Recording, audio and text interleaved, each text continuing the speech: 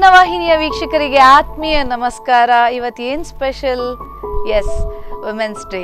ಈ ಮಹಿಳೆಯರ ದಿನಾಚರಣೆಗೋಸ್ಕರ ಸ್ಪಂದನ ವಾಹಿನಿಯಲ್ಲಿ ಅನೇಕ ಕಾರ್ಯಕ್ರಮಗಳನ್ನು ನಾವು ಮಾಡ್ತಾ ಇದ್ದೇವೆ. ಅದರ ಒಂದು ಭಾಗವಾಗಿ ಮಹಿಳೆಯರ ಯಶೋಗಾಥೆ ಈ ಕಾರ್ಯಕ್ರಮಕ್ಕೆ ತಮಗೆಲ್ರಿಗೂ ಸ್ವಾಗತ ಹೇಳ್ತಾ, ಇವತ್ತಿನ ನಮ್ಮ ಅತಿಥಿ ಯಾರು ಅಂತ ಹೇಳಿದರೆ ಸುಮಾರು ವಿಷಯದಲ್ಲಿ ಸಾಧಕಿಯವರು. ಇವರು ಹೋದಂತಹ ಹಾದಿ ಬಹಳ ವಿಭಿನ್ನವಾಗಿರುವಂಥದ್ದು. ಅವರಲ್ಲೇ ಆ ಕುರಿತಾಗಿ ನಾವು ಮಾತನಾಡೋಣ, ಸಾಕಷ್ಟು ವಿಚಾರಗಳನ್ನು ತಿಳ್ಕೊಳ್ಳೋಣ, ಅವರ ಈ ಯಶೋಗಾಥೆಯ ಹಾದಿಯನ್ನು ತಿಳ್ಕೊಳ್ಳೋಣ ಅಂತ ಹೇಳ್ತಾ ಸಂಧ್ಯಾ ಶೆಣೈ ಅವರನ್ನ ಕಾರ್ಯಕ್ರಮಕ್ಕೆ ಸ್ವಾಗತಿಸೋಣ. ನಮಸ್ತೆ ಮೇಡಮ್, ಕಾರ್ಯಕ್ರಮಕ್ಕೆ ಆತ್ಮೀಯ ಸ್ವಾಗತ. ನಮಸ್ತೆ ಮ್ಯಾಮ್. ಈ ನಗು ನೋಡ್ತಾ ಇದ್ರೇನೆ ಒಂಥರ ಪಾಸಿಟಿವ್ ಎನರ್ಜಿ ತುಂಬ್ಕೊಂಡ್ಬಿಡ್ತು ಮ್ಯಾಮ್ ಎಲ್ಲ ಕಡೆ. ಮೊದಲನೇದಾಗಿ ನಿಮ್ಮನ್ನ ಪ್ರಶ್ನೆ ಕೇಳೋದಂತಾದ್ರೆ, ಇವತ್ತು ಮಹಿಳೆಯರ ದಿನಾಚರಣೆ.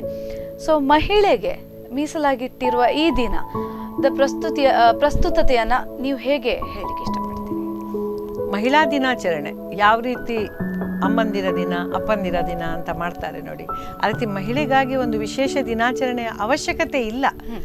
ಆದರೆ ಒಂದು ಗುರುತಿಸುವಿಕೆ ಅಂತ ಒಂದಿದೆ ನೋಡಿ. ಯಾವುದೇ ಒಂದು ವಸ್ತುವಿಗೆ ಗುರುತಿಸುವಿಕೆ ಅಂತ ಇದ್ದರೆ ಅದರಲ್ಲಿ ಒಂದು ವಿಶೇಷ. ಈ ದಿನ ನೀವು ನನ್ನನ್ನು ಕರೆದ ಹಾಗೆ ಊರಲ್ಲಿ ಎಷ್ಟೋ ಮಂದಿ ಪ್ರತಿಭಾನ್ವಿತ ಹೆಂಗಸರು ಇರ್ತಾರೆ, ಅವರನ್ನು ನೀವು ಗುರುತಿಸಿದ ಹಾಗೆ ಆಗ್ತದೆ ವಿನ ಮಹಿಳೆಯರಿಗಾಗಿ ವಿಶೇಷ ಒಂದು ಮಹಿಳಾ ದಿನಾಚರಣೆ ಅಂತ ಬೇಕಾಗಿಲ್ಲ ಅಂತ ನನ್ನ ಅಭಿಪ್ರಾಯ. ಓಕೆ, ಸೊ ಒಂದು ರೀತಿ ಗುರುತಿಸಿದ ಹಾಗೆ ಆಗ್ತದೆ, ಎಲ್ಲರನ್ನೂ ಒಂಥರ ಒಂದು ಮುನ್ನೆಲೆಗೆ ತಂದ ಹಾಗೆ ಆಗ್ತದೆ ಅಂತ ಹೇಳಿ. ಮ್ಯಾಮ್, ಈ ಮುನ್ನೆಲೆ ಅಂತ ಹೇಳಿದಾಗ ನೀವು ನಡೆದಿರುವಂತಹ ದಾರಿ ಕಂಪ್ಲೀಟ್ಲಿ ಡಿಫ್ರೆಂಟ್. ಸೊ ಇದ್ರ ಬಗ್ಗೆ ನೀವು ಹೇಳಬೇಕು. ನಾನು ಈ ದಾರಿಯಲ್ಲಿ ಒಂದು ಪ್ಲಾನ್ ಮಾಡಿ ಮ್ಯಾಪ್ ಮಾಡಿ ಹೋದವಳಲ್ಲ, ಅಥವಾ ಬ್ಲೂ ಪ್ರಿಂಟ್. ಹೌದು, ಹೋದವಳಲ್ಲ. ಏನೋ ಒಂದು ಆಕಸ್ಮಿಕವಾಗಿ ಹೋದವಳು, ಆದ್ರೆ ಅದು ನನ್ನನ್ನು ಕೈ ಹಿಡಿದು ನಡೆಸ್ತಾ ಇದೆ. ಅದು ಒಂದು ವಿಶೇಷ. ಅದು ಕೆಲವೊಮ್ಮೆ ಯೋಗ ಕೂಡ ಇರ್ತದೆ ಕೆಲವು ಹಾದಿಯಲ್ಲಿ ಹೋಗ್ಲಿಕ್ಕೆ. ಆಕಸ್ಮಿಕವಾಗಿ ಈ ಹಾದಿಯಲ್ಲಿ ಬಂದವಳು ನಾನು. ಬೇರೆ ಬೇರೆ ಹಾದಿಯಲ್ಲಿ ನಾನು ಹೋಗಿದ್ದೇನೆ, ಅದರಲ್ಲಿ ಇದು ದಾರಿ ನನಗೆ ನೆಚ್ಚಿಕೊಂಡ ದಾರಿ. ಹಾಗಾಗಿ ಇದರಲ್ಲಿ ಮುಂದುವರಿ. ಸೊ ಈ ನಿಮ್ಮ ಈ ಕಾಮಿಡಿ ಅನ್ನುವಂಥದ್ದು, ಹಾಸ್ಯ ಅನ್ನುವಂತಿರುವುದು, ಅದರ ಹೊರತಾಗಿ ಬೇರೆ ಬೇರೆ ದಾರಿಯಲ್ಲಿ ಹೋಗಿದ್ದೇನೆ ಅಂತ ಹೇಳಿದ್ರೆ. ಸೊ ಕೇಳ್ಪಟ್ಟೆ ಮೊದಲು ಸುಮಾರು, ಈಗ ಅರ್ಬನ್ ಕ್ಲಾಪ್ ಅದು ಇದು ಅಂತ ಹೇಳ್ಕೊಂಡು ಹೊಸ ಹೊಸ ಆ್ಯಪ್ಗಳ ಮುಖಾಂತರ ಮನೆಗೆ ಹೋಗಿ ಮಾನಿನಿಯರ ಚಂದ ಹೆಚ್ಚಿಸ್ಲಿಕ್ಕೋಸ್ಕರ ಈ ಪಾರ್ಲರ್ನ ಸರ್ವಿಸ್ ಕೊಡ್ತಾರೆ. ನೀವು ಇದನ್ನ 12 ವರ್ಷಗಳ ಹಿಂದೆಯೇ ಮಾಡಿರುವಂಥದ್ದು ಅಂತ ಕೇಳ್ಪಟ್ಟಂತಹ ವಿಚಾರ. ಸೊ ಇದ್ರ ಬಗ್ಗೆ ಹೇಳ್ತೀರಾ? ಹೌದು, ನಾನಾಗ ಮೊದಲು ಬಾಂಬೆಯಲ್ಲಿದ್ದೆ. ನಾನು ಅಲ್ಲಿರುವಾಗ ನಾನು ಒಂದು ಬ್ಯೂಟಿಷಿಯನ್ ಕೋರ್ಸನ್ನು ಮಾಡಿ, ನನ್ನ ಪಕ್ಕದ ಮನೆಯಲ್ಲೇ ಒಂದು ಬ್ಯೂಟಿ ಪಾರ್ಲರ್ ಇತ್ತು. ನನ್ನ ಗೆಳತಿ, ಅವಳು ಗೆಳತಿ ಆಗಿದ್ಲು. ಅಲ್ಲಿ ಕೂತ್ಕೊಂಡು ನಾನು ಅವಳಿಗೆ ಸಹಾಯ ಅಂತ ಅದನ್ನು ನಾನು ಪ್ರಾಕ್ಟೀಸ್ ಕೂಡ ಮಾಡ್ತಾ ಇದ್ದೆ. ಮತ್ತೆ ಇಲ್ಲಿ ಬಂದ ಮೇಲೆ ನನ್ನ ಕೆಲವು ಗೆಳತಿಯರು ಹೇಳಿದ್ರು, ನಮ್ಮ ಮನೆಗೆ ಬಂದು ಮಾಡ್ತೀಯಾ, ನಮಗೆ ಪಾರ್ಲರಿಗೆಲ್ಲ ಹೋಗ್ಲಿಕ್ಕೆ ಪುರ್ಸೊತ್ತಿಲ್ಲ, ಗಂಟೆಗಟ್ಟಲೆ ಕೂತ್ಕೊಳ್ಳಿಕ್ಕೆ, ನೀನು ಬರ್ತೀಯಾ ಅಂತ ಕೇಳಿದ್ರು. ಅವರಿಂದ ಪ್ರಾರಂಭವಾಗಿದ್ದು. ಅದು ಪ್ರಾರಂಭಿಕದಲ್ಲಿ ಅವರೇ ನನ್ನ ಕಸ್ಟಮರ್ಸ್, ಒಂದು 10-15 ಜನ ನನ್ನ ಗೆಳತಿಯರು ಅವರ ಮನೆಗೆ. ಮತ್ತೆ ಅವರಿಂದಾಗಿ ಇವಳು ಒಳ್ಳೆ ಕೆಲಸ ಮಾಡ್ತಾಳೆ ಅಂತ ಹೇಳಿಕೊಂಡು ನಾನು ಮನೆಗೆ ಹೋಗಿ ಒಂದು ಸರ್ವಿಸ್ ಕೊಡುವ ವೃತ್ತಿಯನ್ನು ನಾನು ನಿರಂತರವಾಗಿ ಒಂದು 5-6 ವರ್ಷ ಮಾಡಿದ್ದೇನೆ. 5-6 ವರ್ಷ ಅಂತ ಹೇಳಿದ್ರೆ ದಟ್ಸ್ ಅ ಹ್ಯೂಜ್ ಟೈಮ್. ಹೌದು. ಯಾವ ರೀತಿ ಅನುಭವ ಆಯ್ತು ನಿಮ್ಗೆ? ಬಹಳ ಒಂದು ಒಳ್ಳೆ ಅನುಭವ ಅದು. ಯಾಕಂದ್ರೆ ಅವರು ಒಂದು ಪಾರ್ಲರಿಗೆ ಬರುವುದಲ್ಲ, ನನ್ನನ್ನು ಅವರ ಮನೆಗೆ ಕರೆಯೋದು. ಹೇಳುವಾಗ ಅವರ ಮನೆಗೆ ಒಂದು ತಂಗಿಯೋ ಅಕ್ಕನೋ ಯಾರೋ ಬಂದ ಹಾಗೆ ಅವರದ್ದು ಕೂಡ ಟ್ರೀಟ್ಮೆಂಟ್. ನಾನು ಕೂಡ ಹಾಗೆ ಹೋಗುದು, ಯಾರದೋ ನಮ್ಮ ರಿಲೇಟಿವ್ಸ್ ಮನೆಗೆ ಹೋದ ಹಾಗೆ. ಮತ್ತೆ ಅಚ್ಚುಕಟ್ಟುತನ ನಾವು ಇಟ್ಕೊಳ್ಬೇಕು. ಯಾವುದಕ್ಕೂ ಅವರೊಂದು ಸಲಿಗೆ ಕೊಟ್ಟಿದ್ದಾರಂತ ನಾವು ಅದರ ಸಲಿಗೆ ದುರುಪಯೋಗಿಸಿಕೊಳ್ಳುವುದು ಅಲ್ಲ, ಅಥವಾ ನಾವೊಂದು ಅಚ್ಚುಕಟ್ಟುತನ, ನಮಗೆ ಬೇಕಾದ ಸಾಮಾನುಗಳನ್ನು ಯಾವ ರೀತಿ ಪ್ಯಾಕ್ ಮಾಡಿಕೊಂಡು ನನ್ನ ಸ್ಕೂಟ್ರಲ್ಲಿ ನಾನು ಒಂದು ಬ್ಯಾಗ್ ಇಟ್ಕೊಂಡು ಹೋಗಿ ಎಲ್ಲ ಸರ್ವಿಸ್ ಅನ್ನು ಕೊಟ್ಟು ಬರ್ತಿದ್ದೆ. ಹೌದು. ಸೊ ಈ ಸ್ಕೂಟ್ರಲ್ಲಿ ಹೋಗುದು ಅಂತ ಹೇಳಿದ್ರೆ, ಒಂದು 12 ವರ್ಷದ ಹಿಂದಿನ ಚಿತ್ರಣ ನೋಡಿದ್ರೆ ಬಹಳ ಕಮ್ಮಿ ಜನ ಈ ವೆಹಿಕಲ್ ಬಿಟ್ಕೊಂಡು ಹೋಗ್ತಾ ಇರುವ ಲೇಡೀಸ್ ಅನ್ನ ನಾವು ನೋಡಿರುವಂತದ್ದು. ಸೊ ಡ್ರೈವಿಂಗ್ ಮತ್ತೆ ನೀವು ಅಂತ ಹೇಳಿ ನಾನು ಈ ಮಾತನ್ನ ತಕೊಂಡಾಗ ಏನ್ ಹೇಳಿಕ್ಕೆ ಇಷ್ಟಪಡ್ತೀರಿ? ಇದು 12 ವರ್ಷ ಅಲ್ಲ, 18 ವರ್ಷದ ಹಿಂದಿನ ವಿಷಯ. 18-19 ವರ್ಷದ ಹಿಂದಿನ ವಿಷಯ. ನಾನು ಸ್ಕೂಟರ್ ಬಿಡ್ಲಿಕ್ಕೆ ಕಲ್ತದ್ದು ಆಗ ಉಡುಪಿಯಲ್ಲಿ ವಿರಳವಾಗಿ. ನನಗೆ ಗೊತ್ತಿರುವ ಹಾಗೆ ನಮ್ಮ ಡಾಕ್ಟರ್ ಶ್ರೀನಿವಾಸರಾವ್ ಹೆಂಡತಿ ಶೈಲಮ್ಮ ಮತ್ತೆ ನಾನು ಒಂದು 2-3 ಜನ ಬಿಡ್ತಿದ್ದದ್ದು. ಒಂದು 2-3 ಜನ ಸ್ಕೂಟರ್ ಬಿಡ್ಲಿಕ್ಕೆ ನಾವು ಕಲ್ತಿದ್ದದ್ದು. ನಾವು ರಸ್ತೆಯಲ್ಲಿ ಹೋಗುವಾಗ ಕೆಲವರು ನೋಡುದು ನಮ್ಮನ್ನು ಹೀಗೆ ಮಾಡಿ. ಮತ್ತೆ ಈ ಬಸ್ಸಿನವರೆಲ್ಲ ಇದ್ದಾರಲ್ಲ, ನಾವು ಹೋಗ್ತಾ ಇರುವಾಗ ಬೇಕಂತ ಹತ್ತಿರ ಬಂದು ಬ್ಯಾಂಕ್ ಅಂತ ಹೇಳುದು. ನಮ್ಗೆ ಮೊದಲೇ ಹೆದರಿಕೆ, ಸ್ಕೂಟರ್ ಬಿಡುವಾಗ ಅವ್ರ ಹತ್ರ ಬಂದು ಪ್ಯಾಂಕ್ ಮಾಡೋದು ಅಥವಾ ಬೇಕಂತ ಹತ್ರ ತರೋದು ಇಂಥದ್ದೆಲ್ಲ ಮಾಡ್ತಿದ್ರು. ಹೌದು ಹೌದು, ಚೇಡಿಸೋದು ಎಲ್ಲ. ಮತ್ತೆ ಒಂದ್ ರೀತಿ ನಮ್ಗೂ ಖುಷಿ, ಯಾರು ಮಾಡಿದ ಸಾಹಸವನ್ನು ನಾನ್ ಮಾಡ್ತಾ ಇದ್ದೇನೆ ಅನ್ನೋ ಒಂದು ಖುಷಿ ಕೂಡ. ಹೌದು. ಸೊ ಖುಷಿ ಕೊಟ್ಟಿತ್ತು ನಿಮ್ಗೆ? ಹೌದು, ನನಗೆಂದ್ರೆ ನಾನು ಮನೆಗಳಲ್ಲಿ ಕೆಲಸ ಮಾಡ್ತಾ ಇರುವಾಗ ನನ್ನ ಯಜಮಾನ್ರು ಬಿಟ್ಟು ಕರೀಲಿಕ್ಕೆ ಬರ್ತಿದ್ರು. ನನಗೆ ಕೊನೆಗೆ ಅನ್ನಿಸ್ತಿತ್ತು ಇದೆಂತದ್ದು ಅವ್ರು ನನ್ನನ್ನು ಬಿಡುದು, ಕರ್ಕೊಂಡು ಹೋಗುದು, ನಾನು ಇಂಡಿಪೆಂಡೆಂಟ್ ಆಗ್ಬೇಕು ಅಂತ. ಕಷ್ಟದಲ್ಲಿ ಒಂದು ಸ್ಕೂಟರ್ ಅನ್ನ ಕಲ್ತು ಅದನ್ನ ಬಿಡ್ಲಿಕ್ಕೆ ಶುರು ಮಾಡಿದೆ. ಓಕೆ ಮ್ಯಾಮ್, ಈ ನಿಟ್ಟಿನಲ್ಲಿ ಹೇಳುದಂತಾರೆ, ಈಗ ಡ್ರೈವಿಂಗ್ ಅನ್ನೋದು ಲೇಡೀಸಿಗೆ ಸ್ವಲ್ಪ ಕಷ್ಟದ ಮಾತು ಅಂತ ಹೇಳಿದ್ರು ಕೂಡ ನಮ್ಮ ನಡುವೆ ಬೇಕಾದಷ್ಟು ಜನ ಇದ್ದಾರೆ. ಈಗ ನೀವು ಹಾಗೆ ಕೆಲವರು ಶ್ರಮಜೀವಿಗಳಿದ್ದಾರೆ. ಸೊ ಈ ನಿಟ್ಟಿನಲ್ಲಿ ನೀವು ಡ್ರೈವಿಂಗ್ ಮತ್ತೆ ಲೇಡಿ ಅಂತ ಹೇಳಿದಾಗ ಲೇಡಿಗೆ ಕೊಡುವ ಮೆಸೇಜ್ ಏನು?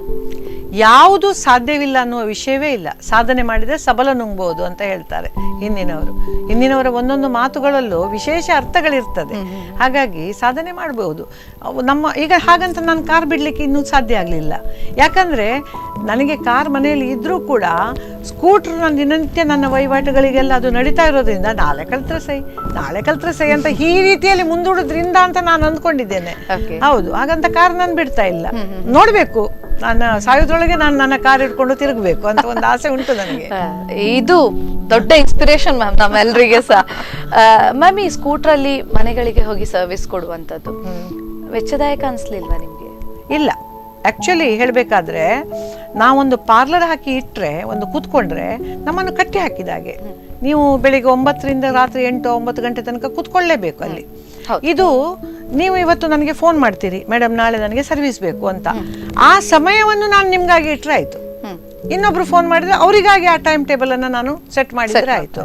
ಹಾಗಾಗಿ ನನಗೆ ಬೇಕಾದ ನನ್ನ ವೈಯಕ್ತಿಕ ಕೆಲಸಗಳಿಗೂ ಸಮಯ ಉಂಟು, ಮನೆ ಮಂದಿಗೆ ಕೊಡ್ಲಿಕ್ಕೂ ಸಮಯ ಉಂಟು, ಅಲ್ಲಿ ಹೊರಗೆ ಹೋಗಿ ನನಗೆ ಕೆಲಸ ಮಾಡಿ ಒಂದಿಷ್ಟು ಸಂಪಾದನೆ ಮಾಡ್ಲಿಕ್ಕೂ ನನ್ನ ಸಮಯವನ್ನು ನಾನು ಅಡ್ಜಸ್ಟ್ ಮಾಡ್ಲಿಕ್ಕೆ ಆಗ್ತದೆ. ವೆಚ್ಚದಾಯಕ ಖಂಡಿತವಾಗಿ ಅಲ್ಲ. ಮ್ಯಾಮ್, ನೀವು ಟೈಮ್ ಮ್ಯಾನೇಜ್ಮೆಂಟ್ ಬಗ್ಗೆ ಹೇಳಬೇಕು. ಹೌದು, ಯಾಕಂದ್ರೆ ಟೈಮ್ ಮ್ಯಾನೇಜ್ಮೆಂಟ್ ಅತಿ ಮುಖ್ಯ.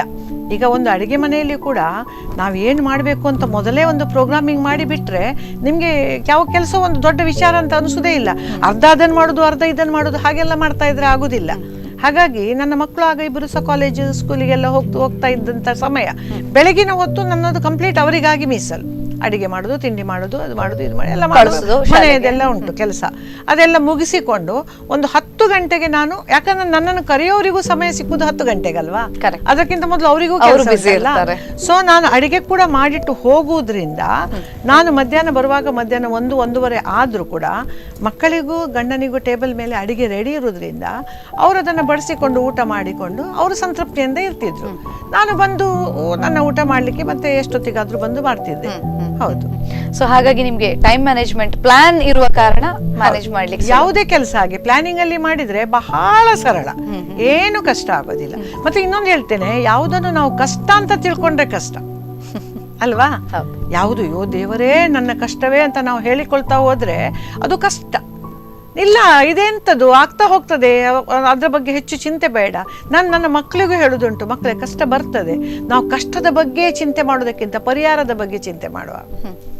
ನಾವು ಪರಿಹಾರ, ಈಗ ಒಂದು ಬಿದ್ದೆವು, ನಮಗೆ ನೋವಾಯಿತು, ಅಯ್ಯೋ ಬಿದ್ದೆ ಊರೆಲ್ಲ ನಾವು ಬಿದ್ದೆ ಅಂತ ಹೇಳೋದಕ್ಕಿಂತ ಅದಕ್ಕೆ ಏನು ಮಾಡಬೇಕು ಅದನ್ನು ನಾವು ಮೊದಲು ನೋಡಿಕೊಳ್ಳುವ ಅಲ್ವಾ. ಹಾಗಾಗಿ ಮೊದಲು ನಾವು ಒಂದು ಪ್ರೋಗ್ರಾಮಿಂಗ್ ಮಾಡಿಕೊಳ್ಬೇಕು ಪ್ರತಿಯೊಂದಕ್ಕೂ. ಬಹಳ ಇಂಪಾರ್ಟೆಂಟ್ ಮ್ಯಾಮ್. ಯಾಕೆ ಹೇಳಿದ್ರೆ ನಾವು ಲೇಟ್ ಎದ್ದು ಪ್ರೋಗ್ರಾಮಿಂಗ್ ಮಾಡಿ ಆ ನಂತರ ಮಾಡೋದಕ್ಕಿಂತ ಮೊದಲೇ ಪ್ರೋಗ್ರಾಮ್ ಯೋಚನೆ ಮಾಡಿಕೊಂಡು ಮತ್ತೆ ಮುಂದುವರೆದ್ರೆ ಸುಲಭ ಆಗ್ತದೆ ಅನ್ನುವ ಮೆಸೇಜ್ ಕೊಟ್ಟಿದ್ದೀರಿ ಮ್ಯಾಮ್. ಈ ನಿಮ್ಮ ಬಗ್ಗೆ ಮಾತನಾಡೋದಂತಾದ್ರೆ, ನಿಮ್ಮ ಈ ಪ್ರೊಫೆಷನ್ ಸ್ಟ್ಯಾಂಡಪ್ ಕಾಮಿಡಿಯನ್ನ ಬಗ್ಗೆ ಮಾತನಾಡೋದಂತಾರೆ, ಬಹುತೇಕ ನೋಡಿರುವಂಥದ್ದು ಜೆಂಟ್ಸ್, ಸಾಕಷ್ಟು ಗಂಡಸರ ಇದರಲ್ಲಿ ಪ್ರಬಲರಾಗಿರುವಂಥದ್ದು. ಮಾತಿನ ಕಾರ್ಯಕ್ರಮ ಎಲ್ಲಿಯೂ ಇರಲಿ, ಅವರನ್ನು ಇನ್ವೈಟ್ ಮಾಡೋದು ಇರಲಿ, ರಾತ್ರಿ ಕಾರ್ಯಕ್ರಮ ಹಾಕೊಳ್ಳೋದಿರಲಿ, ಸೊ ಆ ಟೈಮಿಂಗಿಗೆ ತಕ್ಕದಾಗಿ ಅವರನ್ನೇ ಸ್ವಲ್ಪ ಪ್ರೋತ್ಸಾಹ ಕೊಟ್ಟದ್ದು ಅಂತ ಹೇಳಿದ್ರು ತಪ್ಪಾಗ್ಲಿಕ್ಕಿಲ್ಲ. ಈ ನಿಟ್ಟಿನಲ್ಲಿ ನಿಮ್ಗೆ ನಿಮ್ಮ ಈ ಜರ್ನಿಯಲ್ಲಿ ಅಂಥದ್ದೇನಾದ್ರೂ ಸಮಸ್ಯೆ ಎದುರಾಯ್ತಾ, ಅಥವಾ ಅದನ್ನ ಹೇಗೆ ನೀವು ನಿಭಾಯಿಸ್ಲಿಕ್ಕೆ ಸಾಧ್ಯ ಆಯ್ತು? ಅದೇ ನಾನು ಆವಾಗಲೇ ಹೇಳಿದ ಹಾಗೆ, ನಾವು ಏನು ಕಷ್ಟ ಅಂತ ತಿಳ್ಕೊಂಡ್ರೆ ಕಷ್ಟವೇ. ನೀವು ಹೇಳಿದ ಹಾಗೆ ಸರಿ. ಅದು ನನ್ನ ಈ ಒಂದು ಕ್ಷೇತ್ರದಲ್ಲಿ ಗಂಡಸರ ಪ್ರಾಬಲ್ಯ ಜಾಸ್ತಿ ಉಂಟು. ಯಾಕಂದರೆ ಒಂದು ನಮಗೆ ಕಾರ್ಯಕ್ರಮ ಕೊಡಬೇಕಂದ್ರೆ ಬೇರೆ ಬೇರೆ ಕಡೆ ಪ್ರಯಾಣ ಮಾಡಬೇಕು, ರಾತ್ರಿ ಪ್ರಯಾಣ ಮಾಡಬೇಕು, ಅದು ಹೆಂಗಸರಿಗೆ ಸ್ವಲ್ಪ ಕಷ್ಟ.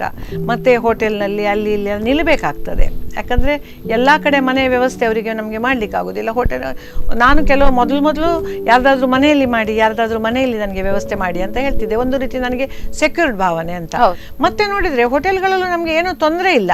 ಒಂದೆರಡು ಸಲ ನಾನು ಬೇರೆ ಕಲಾವಿದರ ಜೊತೆಗೆ ಹೋದಾಗ ಒಂದು ರೂಮ್ ನನಗೆ, ಇನ್ನೊಂದು ರೂಮಲ್ಲಿ ಅವರು ಇರುವಾಗ ನನಗೆ ಖಂಡಿತ ನಾನು ಯಾಕೆ ಮನೆ ಅಂತ ಒದ್ದಾಡಬೇಕು, ಅದರ ಬದಲು ಅವ್ರು ಏನು ಕೊಡ್ತಾರೋ ಅಲ್ಲಿ ಆಗ್ತದೆ ಅಂತ.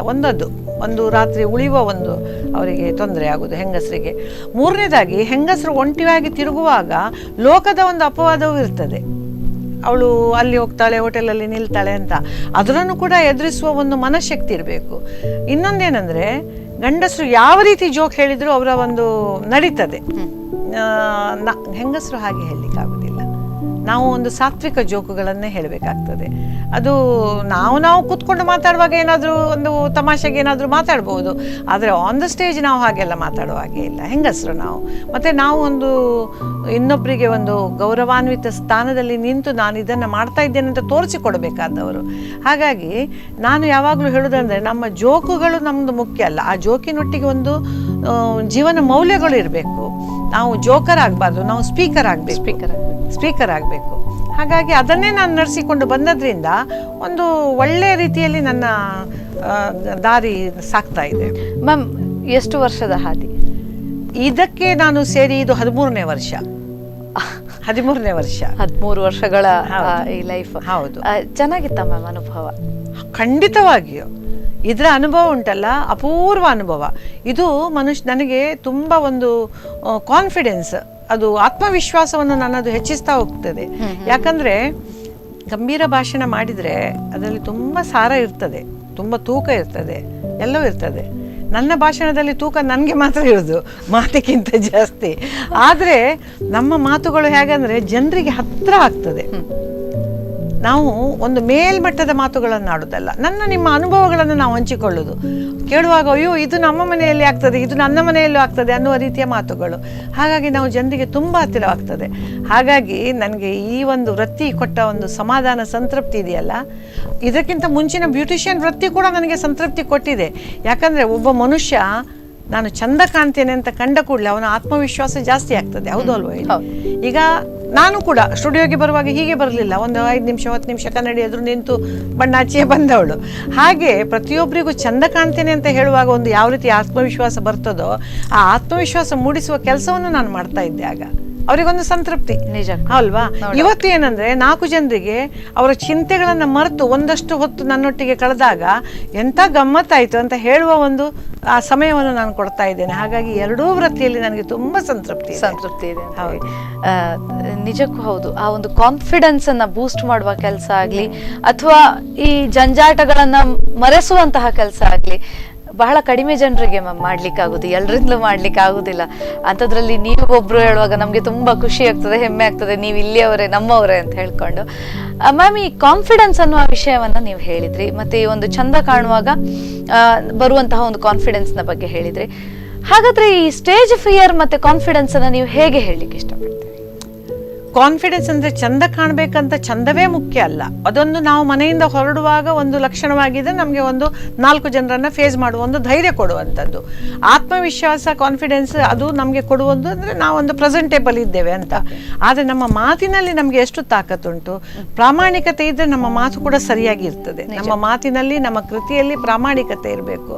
ಇನ್ನೊಬ್ಬರಿಗೆ ನೋವು ಮಾಡೋದು ನಮ್ಮ ಉದ್ದೇಶ ಆಗಿರಬಾರ್ದು. ಏನಾದರೂ ಅವರಿಂದ ತಪ್ಪಾದರೆ ಅದನ್ನು ಚಂದದ ರೀತಿಯಲ್ಲಿ ಹೇಳಿ ತಿದ್ದುವಂಥ ಕಾರ್ಯಕ್ರಮ ನಮ್ಮಲ್ಲಿ ಬೇಕು. ಹಾಗಾಗಿ ಆ ಕಾನ್ಫಿಡೆನ್ಸ್ ಖಂಡಿತವಾಗಿಯೂ ಸ್ಟೇಜಲ್ಲಿ ಇರಬೇಕು. ಮತ್ತು ನನಗೆ ಹೆಚ್ಚು ಸ್ಟೇಜ್ ಫಿಯರ್ ಇಲ್ಲ, ಯಾಕಂದರೆ ನಾನು ಚಿಕ್ಕಂದಿನಿಂದ ನಾನು ಅನೇಕ ನೃತ್ಯಗಳಲ್ಲಿ ಇದರಲ್ಲಿ ಎಲ್ಲ ಪಾರ್ಟಿಸಿಪೇಟ್ ಮಾಡ್ತಿದ್ದೆ. ನನ್ನ ಊರು ಸೋಮೇಶ್ವರ ಅಂತ, ಆಗುಂಬೆ ಹತ್ತಿರ ಸಣ್ಣ ಹಳ್ಳಿ.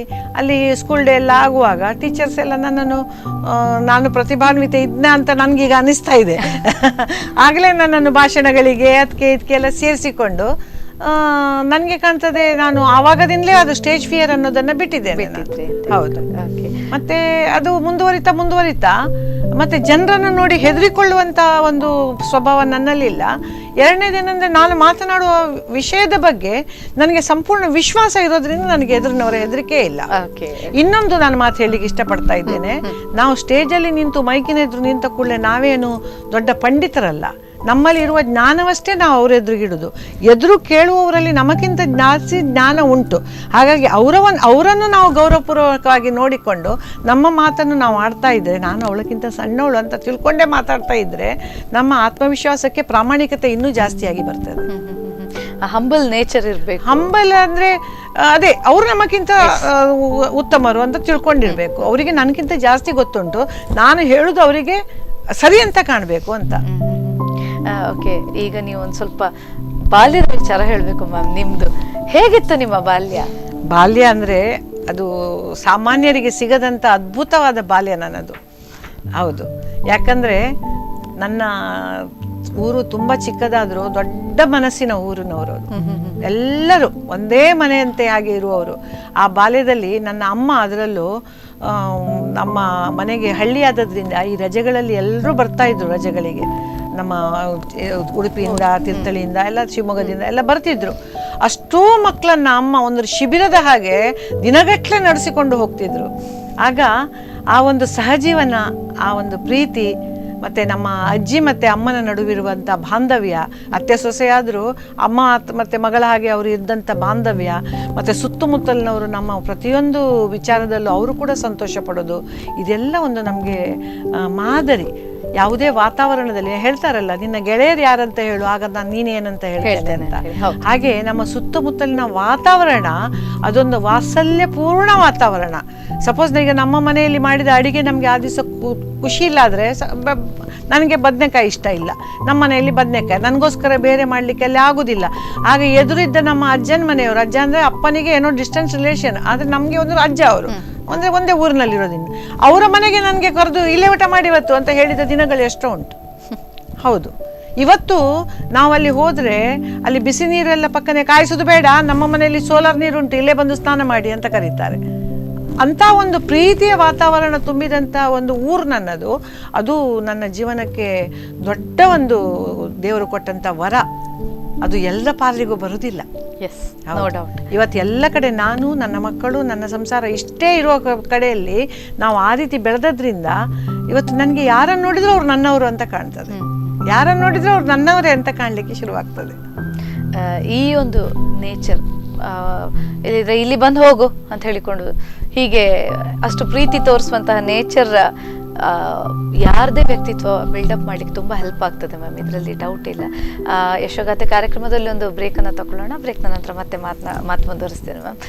ಯಶೋಗಾಥೆ ಕಾರ್ಯಕ್ರಮದಲ್ಲಿ ಒಂದು ಚಿಕ್ಕ ಬ್ರೇಕ್ನ ನಂತರ ಮತ್ತೆ ಕಾರ್ಯಕ್ರಮ ಮುಂದುವರಿಯುತ್ತೆ.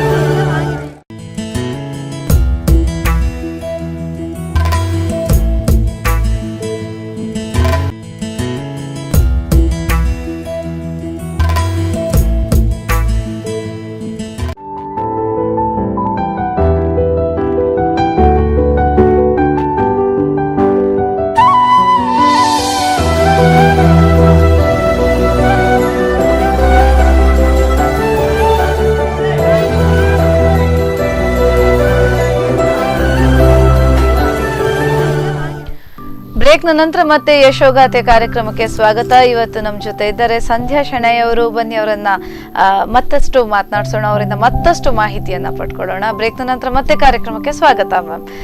ನೀವು ಮೊದಲನ ಭಾಗದಲ್ಲಿ ಕಾರ್ಯಕ್ರಮದಲ್ಲಿ ಹೇಳಿದ್ರೆ ನಿಮ್ಮ ಬಾಲ್ಯ ಅದ್ಭುತವಾಗಿತ್ತು ಅಂತ. ನಿಮ್ಮ ಆ ಬಾಲ್ಯ ಮತ್ತೆ ಈಗಿನ ಮಕ್ಕಳಿಗೆ ಸಿಗ್ತಾ ಇರುವ ಬಾಲ್ಯದ ಬಗ್ಗೆ ನೀವೇನು ಹೇಳಿಕ್ಕೆ ಇಷ್ಟಪಡ್ತೀರಿ? ಹೌದು, ಏನೋ ನನ್ನ ಮಕ್ಕಳಿಗೆ ಒಂದು ನನ್ನ ಸುಯೋಗದಲ್ಲಿ ನನ್ನ ಅಪ್ಪ ಅಮ್ಮ ಇಲ್ಲೇ ಇದ್ದದ್ರಿಂದ ಪ್ರತಿ ರಜೆಯಲ್ಲಿ ನನ್ನ ಮಗಳನ್ನ ವಿಶೇಷವಾಗಿ ಅಪ್ಪ ಅಮ್ಮ ಅಲ್ಲಿ ಕರ್ಕೊಂಡು ಹೋಗ್ತಿದ್ರು. ನಾಳೆ ಶಾಲೆ ಶುರುವಾಗುವಾಗ ಇವತ್ತು ಬರೋದು ಅವಳು, ಅದು ಸಹ ಅಳ್ತಾ ಬರೋದು ಅಜ್ಜನ ಮನೆಯಿಂದ ಬರುವಾಗ. ಅಂದ್ರೆ ಅಲ್ಲಿ ಆ ವಾತಾವರಣ ಅವಳಿಗೆ ಸಿಕ್ಕಿದೆ. ಮತ್ತೆ ನಮ್ಮ ಸುತ್ತಮುತ್ತಲ ಹಳ್ಳಿಗಳಿಗೆ ನದಿ ಬದಿ ಹೋಗೋದು, ಅಲ್ಲಿ ಹೋಗೋದು, ಇಲ್ಲಿ ಹೋಗೋದು, ಇದೆಲ್ಲ ಸೌಭಾಗ್ಯ ಅಲ್ಲಿ ಅವಳಿಗೆ ಸಿಕ್ಕಿದೆ. ಮತ್ತೆ ನನ್ನ ತಂಗಿ ಕೂಡ ಮದುವೆ ಆಗದೆ ಮನೆಯಲ್ಲಿದ್ಲು. ನನ್ನ ಮಗನಿಗೆ ಕೂಡ ಭಾಗ್ಯ ಸಿಕ್ಕಿದೆ, ಆದರೆ ನನ್ನ ಮಗಳಿಗೆ ಸಿಕ್ಕಿದಷ್ಟಲ್ಲ.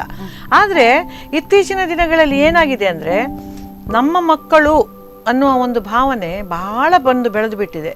ನಮ್ಮ ಮಕ್ಕಳು ಅಂದರೆ ನನ್ನ ಮತ್ತು ನನ್ನ ಹೆಂಡತಿಯ ಮಕ್ಕಳು, ಊರಿನ ಮಕ್ಕಳೆಲ್ಲ ನಮ್ಮವರಲ್ಲ. ಹಾಗೆ ಇರೋದ್ರಿಂದ ಈ ಬೇಸಿಗೆ ಶಿಬಿರಗಳು ಮತ್ತು ಯಾರ ಮನೆಗೂ ಒಬ್ಬರು ಹೋಗಿ ಕೂತ್ಕೊಳ್ಳುವ ಅಭ್ಯಾಸ ಇಲ್ಲ. ಒಬ್ಬರ ಮನೆಗೆ ಯಾರು ಹೋಗುವುದೂ ಇಲ್ಲ. ನಾವು ಇನ್ನೊಬ್ಬರ ಮನೆಗೆ ಹೋಗಿ ಅವರಿಗೆ ತೊಂದರೆ ಆಗ್ಬೋದು, ಆದರೆ ನಾವು ಅವರೊಟ್ಟಿಗೆ ಸೇರಿಕೊಂಡು ಇದ್ದರೆ ಆ ಕೆಲಸ ಕಾರ್ಯಗಳಲ್ಲಿ ಒಂದು ರಾಜೋಪಚಾರವನ್ನು ನಾವು ನಿರೀಕ್ಷಿಸದೆ ಅಲ್ಲಿ ಅವರೊಟ್ಟಿಗೆ ಇದ್ದರೆ ಎಷ್ಟನ್ನು ಅಲ್ಲಿ ಕಲೀಲಿಕ್ಕೆ ಆಗ್ತದೆ ನಮಗೆ. ಅವರ ಜೀವನ ಶೈಲಿ, ಅವರಲ್ಲಿ ನಡೀತಾ ಇರುವ ಜೀವನ, ಅವರಲ್ಲಿರುವ ಕಷ್ಟ ಸುಖಗಳು ನಮಗೆ ಎಷ್ಟೊಂದು ಅರ್ಥ ಆಗ್ತದೆ. ಮತ್ತು ಈಗ ಎಲ್ಲಿಗಾದರೂ ಒಂದು ವೇಳೆ ಆ ಮಗುವನ್ನು ಕಳಿಸಿದ್ರು ಕೂಡ ನೀವು ನೋಡಿ, ಆ ಮಗುವಿನ ಕೈಯಲ್ಲಿ ಒಂದು ಮೊಬೈಲ್ ಮೊದಲೇ ಕೊಟ್ಟಿರ್ತಾರೆ. ಅರ್ಧ ಗಂಟೆಗೊಮ್ಮೆ 1 ಗಂಟೆಗೊಮ್ಮೆ ಫೋನು. ಎಂತ ಮಗ, ಹುಷಾರಿದೆಯಾ, ತಿಂಡಿ ತಿಂದಿಯಾ? ನಮ್ಮಲ್ಲಿ ಮನೆಯಿಂದ ಕಳಿಸಿದ ಮೇಲೆ ನಾವು ವಾಪಸ್ ಬರುವ ತನಕ ತಿಂದಿದೆಯಾ, ಬಿದ್ದಿದೆಯಾ, ಎಂಥದ್ದು ಕೇಳುವವರಿಲ್ಲ. ಯಾಕಂದರೆ ಅವರು ಯಾರ ಮನೆಗೆ ನಮ್ಮನ್ನು ಕಳಿಸಿದ್ದಾರೆ ಅವರ ಮೇಲೆ ಅಷ್ಟು ವಿಶ್ವಾಸ, ಅವರ ಮಕ್ಕಳ ಒಟ್ಟಿಗೆ ನಮ್ಮನ್ನು ನೋಡಿಕೊಳ್ತಾರೆ ಅಂತ. ತಿಂದಿದೀಯಾ, ಉಂಡಿದೀಯಾ, ನನ್ನ ಮಗ ಇವತ್ತಿನ ಅವನಿಗೆ ಅದಾಗುವುದಿಲ್ಲ ಅಂದರೆ ಎಕ್ಸ್ಟ್ರಾ ಕೇರ್ ತಗೊಂಡಷ್ಟು ಮಕ್ಕಳು ನಮ್ಮ ಕೈಯಿಂದ ಜಾರಿ ಹೋಗ್ತಾ ಇರ್ತಾರೆ. ಅವರಿಗದು ಬಂಧನ ಆಗ್ತದೆ ಮಕ್ಕಳಿಗೆ. ಇವತ್ತಿನ ಮಕ್ಕಳು, ನೀವು ಎಷ್ಟು ಮನೆಗೆ ಹೋಗಿ ಮಕ್ಕಳು ಬಂದು ನಿಮ್ಮ ಹತ್ರ ಮಾತಾಡಿದ್ದಿದೆಯಾ? ನಾವು ಹೋಗಿ ಹೊರಗೆ ಹಾಲಲ್ಲಿ ಕೂತ್ಕೊಂಡ್ರೆ ಅಪ್ಪ ಅಮ್ಮಂದಿರು ನಮ್ಮೊಟ್ಟಿಗೆ ಕೂತ್ಕೊಂಡು ಮಾತಾಡ್ತಾರೆ ವಿನ, ಅಂದರೆ ಆ ಒಂದು ಆತ್ಮೀಯತ ಒಂದು ಕ್ಷಣಗಳುಂಟಲ್ಲ, ಅದು ಕಳೆದು ಹೋಗಿದೆ ಅಂತ ನನಗೆ ಅನ್ನಿಸ್ತಾ ಇದೆ. ಓಕೆ ಓಕೆ, ನಿಜಕ್ಕೂ ಮೊಬೈಲ್ ಅನ್ನುವಂಥದ್ದು, ಮೊಬೈಲ್ ಮಾತ್ರ ಅಲ್ಲ, ಈಗ ಇಂಟರ್ನೆಟ್ಗಳಲ್ಲಿ ಅದರಲ್ಲಿ ಮಕ್ಕಳಿಗೆ ಜನರ ಸಂಪರ್ಕ ಬೇಡ ಆಗಿಬಿಟ್ಟಿದೆ. ಜನರಕ್ಕಿಂತ ಜಾಸ್ತಿ ಆಸಕ್ತಿಯುತ ಇದ್ದದ್ದು ಅಲ್ಲಿದ್ದರಿಂದ ಜನರ ಸಂಪರ್ಕ ಬೇಡ ಆಗಿಬಿಟ್ಟಿದೆ. ಹಾಗೆ ಮನುಷ್ಯ ಜನರಲ್ಲಿ ಬೆರೆತಷ್ಟು ಅವನು ಕಲಿಯುವುದು ಜಾಸ್ತಿ. ಪುಸ್ತಕ ಓದಿ ಕಲಿಯುವುದಲ್ಲ, ಪ್ರಪಂಚ ನೋಡಿ ಕಲಿಯುವುದು, ಅನುಭವದಿಂದ ಕಲಿಯುವಂಥದ್ದು. ಈಗ ನಾವೆಲ್ಲ ಪುಸ್ತಕ ನೋಡಿ ಏನು ಓದಿದ್ದಲ್ಲ. ಇವನ್ ನನ್ನ ಭಾಷಣ ನಾನು ಕೊಡೋದಿದ್ರು ಕೂಡ ನನ್ನ ಸುತ್ತಮುತ್ತಲು ಏನಾಗ್ತಾ ಇದೆ, ನನ್ನ ಮನೆಯಲ್ಲಿ ಏನಾಗ್ತಾ ಇದೆ, ನನ್ನ ಅಕ್ಕ ತಂಗಿಯರು ಏನಾಗ್ತಾ ಇದೆ, ಅದನ್ನು ಹುಡುಕಿ ನಾನು ಅದನ್ನು ಸ್ವಲ್ಪ ದೊಡ್ಡ ಬಣ್ಣ ಕಟ್ಟಿ ಹೇಳುದು ವಿನ, ಅದು ಜೀವನ ನೋಡ್ತಾ ಇರಬೇಕು. ಪುಸ್ತಕ ಓದಿ ಗ್ರಾಜ್ಯುಯೇಷನ್ ಆದ್ರೆ ಅವನಿಗೆ ಒಂದು ಡಿಗ್ರಿ ಮಾತ್ರ, ಇದು ಹಾಗಲ್ಲ, ಜೀವನದಲ್ಲಿ ಒಂದು ಡಿಗ್ರಿ, ಜೀವನ ಅನುಭವ. ಹೌದು. ಮೊನ್ನೆ ಒಬ್ಬ ನನ್ನ ಕಸಿನ್ ಹೇಳ್ತಾ ಇದ್ದ, ಅವರದ್ದು ಓಲ್ಡ್ ಸ್ಟೂಡೆಂಟ್ ಮೀಟ್ ಇತ್ತಂತೆ. ಕನ್ನಡ ಮೀಡಿಯಮಲ್ಲಿ ಅವನ ಕ್ಲಾಸಿಗೆ ಬಂದು ಜಸ್ಟ್ ಪಾಸ್ ಆದ ಹುಡುಗರೆಲ್ಲ ಇವತ್ತು ಎಲ್ಲಿಯೋ ದೊಡ್ಡ ದೊಡ್ಡ ಕಂಪನಿಗಳಲ್ಲಿ ದೊಡ್ಡ ಪೋಸ್ಟಲ್ಲಿ ಇದ್ದಾರೆ. ನಾವು ಇಂಗ್ಲೀಷ್ ಮೀಡಿಯಮಲ್ಲಿ ಕಲಿತು ಇಲ್ಲಿ ಕಾಲೇಜಿಗೆ ಹೋದವರು ಇವತ್ತು ಇಲ್ಲಿಯೋ ಏನೋ ಸಣ್ಣ ಪುಟ್ಟ ಕೆಲಸ ಮಾಡಿಕೊಂಡಿದ್ದೇವೆ. ಅಂದರೆ ಸಾಧನೆ ಯಾರದ್ದು ಅಂತ ಅವನು ಕೇಳ್ತಾ ಇದ್ದ ನನಗೆ. ನಿಜಕ್ಕೂ ಎಲ್ಲಿ ತಪ್ಪಿ ಬೀಳ್ತಾ ಇದ್ದೇವೆ ಅನ್ನುವಂಥದ್ದೇ ಸ್ವಲ್ಪ ಮಿಸ್ಸಿಂಗ್ ಆಗ್ತಾ ಇದೆ ಅಂತ ಹೇಳ್ಕೊಂಡು. ತಪ್ಪಿ ಬೀಳುದು ಅಂತ ಹೇಳ್ತಾ ಇಲ್ಲ, ಈಗಿನ ವಾತಾವರಣವೇ ಹಾಗಿರೋದ್ರಿಂದ ಈ ಮಕ್ಕಳ ಶಿಕ್ಷಣಕ್ಕೆ ಕೊಡುವಂಥ ಬೆಲೆಯನ್ನ ಈ ನೈತಿಕ ಮೌಲ್ಯಕ್ಕೆ ಅಥವಾ ಪ್ರಾಪಂಚಿಕ ಹೊರಗಿನ ನಡೆಯುವಂಥ ವಿಷಯಕ್ಕೆ, ಅಲ್ಲಿ ನಾವು ಕಲಿಬಹುದಾದ ವಿಷಯಕ್ಕೆ ನಾನೇ ಹೇಳ್ತಾ ಇದ್ದೇನೆ. ಈಗ ರಜೆಯಲ್ಲಿ ನಮ್ಮಲ್ಲಿ ಅಷ್ಟು ಮಂದಿ ಬರ್ತಾ ಇದ್ರಲ್ಲ, ಆ ಮಕ್ಕಳನ್ನ ಏನು ಅಪ್ಪ ಅಮ್ಮ, ನಮ್ಮ ಅಜ್ಜಿ ಮತ್ತೆ ಅಮ್ಮ ಕೂರಿಸ್ತಿರ್ಲಿಲ್ಲ, ಆಟಕ್ಕೂ ಸಮಯ ಕೊಡ್ತಿದ್ರು. ಬೆಳಗಿನ ಹೊತ್ತು ಆ ರಣ ಬಿಸಿಲಲ್ಲಿ ಎಂತ ನೀವು ಆಡೋದು ಅಂತ ಹೇಳಿ ನಮ್ಮ ಹತ್ರ ಹಪ್ಪಳ ಮಾಡಿಸೋದು, ನಮಗೆ ಕಲಿಸೋದವರು ಸಣ್ಣ ಸಣ್ಣ ಹಪ್ಪಳ ಮಾಡಿ ನಾವು ದೊಡ್ಡದು ನಾವು ಮಾಡ್ತೇವೆ ಅಂತ. ಮತ್ತೆ ಅಲ್ಲಿ ಸೆಗಣಿ ಬೆರಡಿ ನಾವು ತಟ್ಟೋದು, ಮತ್ತೆ ಅಂಗಳಕ್ಕೆ ಸೆಗಣಿ ಹಾಕೋದು, ಅಲ್ಲಿ ದನ ಕರುಗಳಿದ್ರೆ ಅವುಗಳನ್ನು ತೊಳೆಯುವುದು, ಅದೊಂದು ಸಂಭ್ರಮ, ಭಯಂಕರ ಸಂಭ್ರಮ ಅದು. ಮತ್ತೆ ನದಿ ಹತ್ರ ಹೋಗಿ ಸ್ನಾನ ಮಾಡುದು, ಅಮ್ಮ ಅಲ್ಲಿಂದೇ ಕೆಲಸದವ್ರ ಹತ್ರ ಊಟ ಕಳಿಸೋದು, ಆ ನದಿ ಬದಿಯಲ್ಲೇ ಕೂತ್ಕೊಂಡು ನಾವು ಊಟ ಮಾಡೋದು, ಅದೆಲ್ಲ ಗಮ್ಮತ್ತು ಎಲ್ಲಿ ಉಂಟು ಈಗ? ಅದು ಬಿಡಿ, ಅದು ಹೇಳ್ತಾರೆ ಬೇಕಾದ್ರೆ ಬೇಸಿಗೆ ಶಿಬಿರದಲ್ಲಿ ನಮ್ಮದು ಇಲ್ಲಿ ಇವತ್ತು ಸ್ವಿಮ್ಮಿಂಗ್ ಕಲಿಸ್ತೇವೆ, ನಾವು ಹಾರ್ಸ್ ರೈಡಿಂಗ್ ಕಲಿಸ್ತೇವೆ. ಹಾರ್ಸ್ ರೈಡಿಂಗ್ ಕಲಿತು ಎಲ್ಲಿ ಉಡುಪಿಯಲ್ಲಿ ತಿರುಗಲಿಕ್ಕೆ ಉಂಟಾ?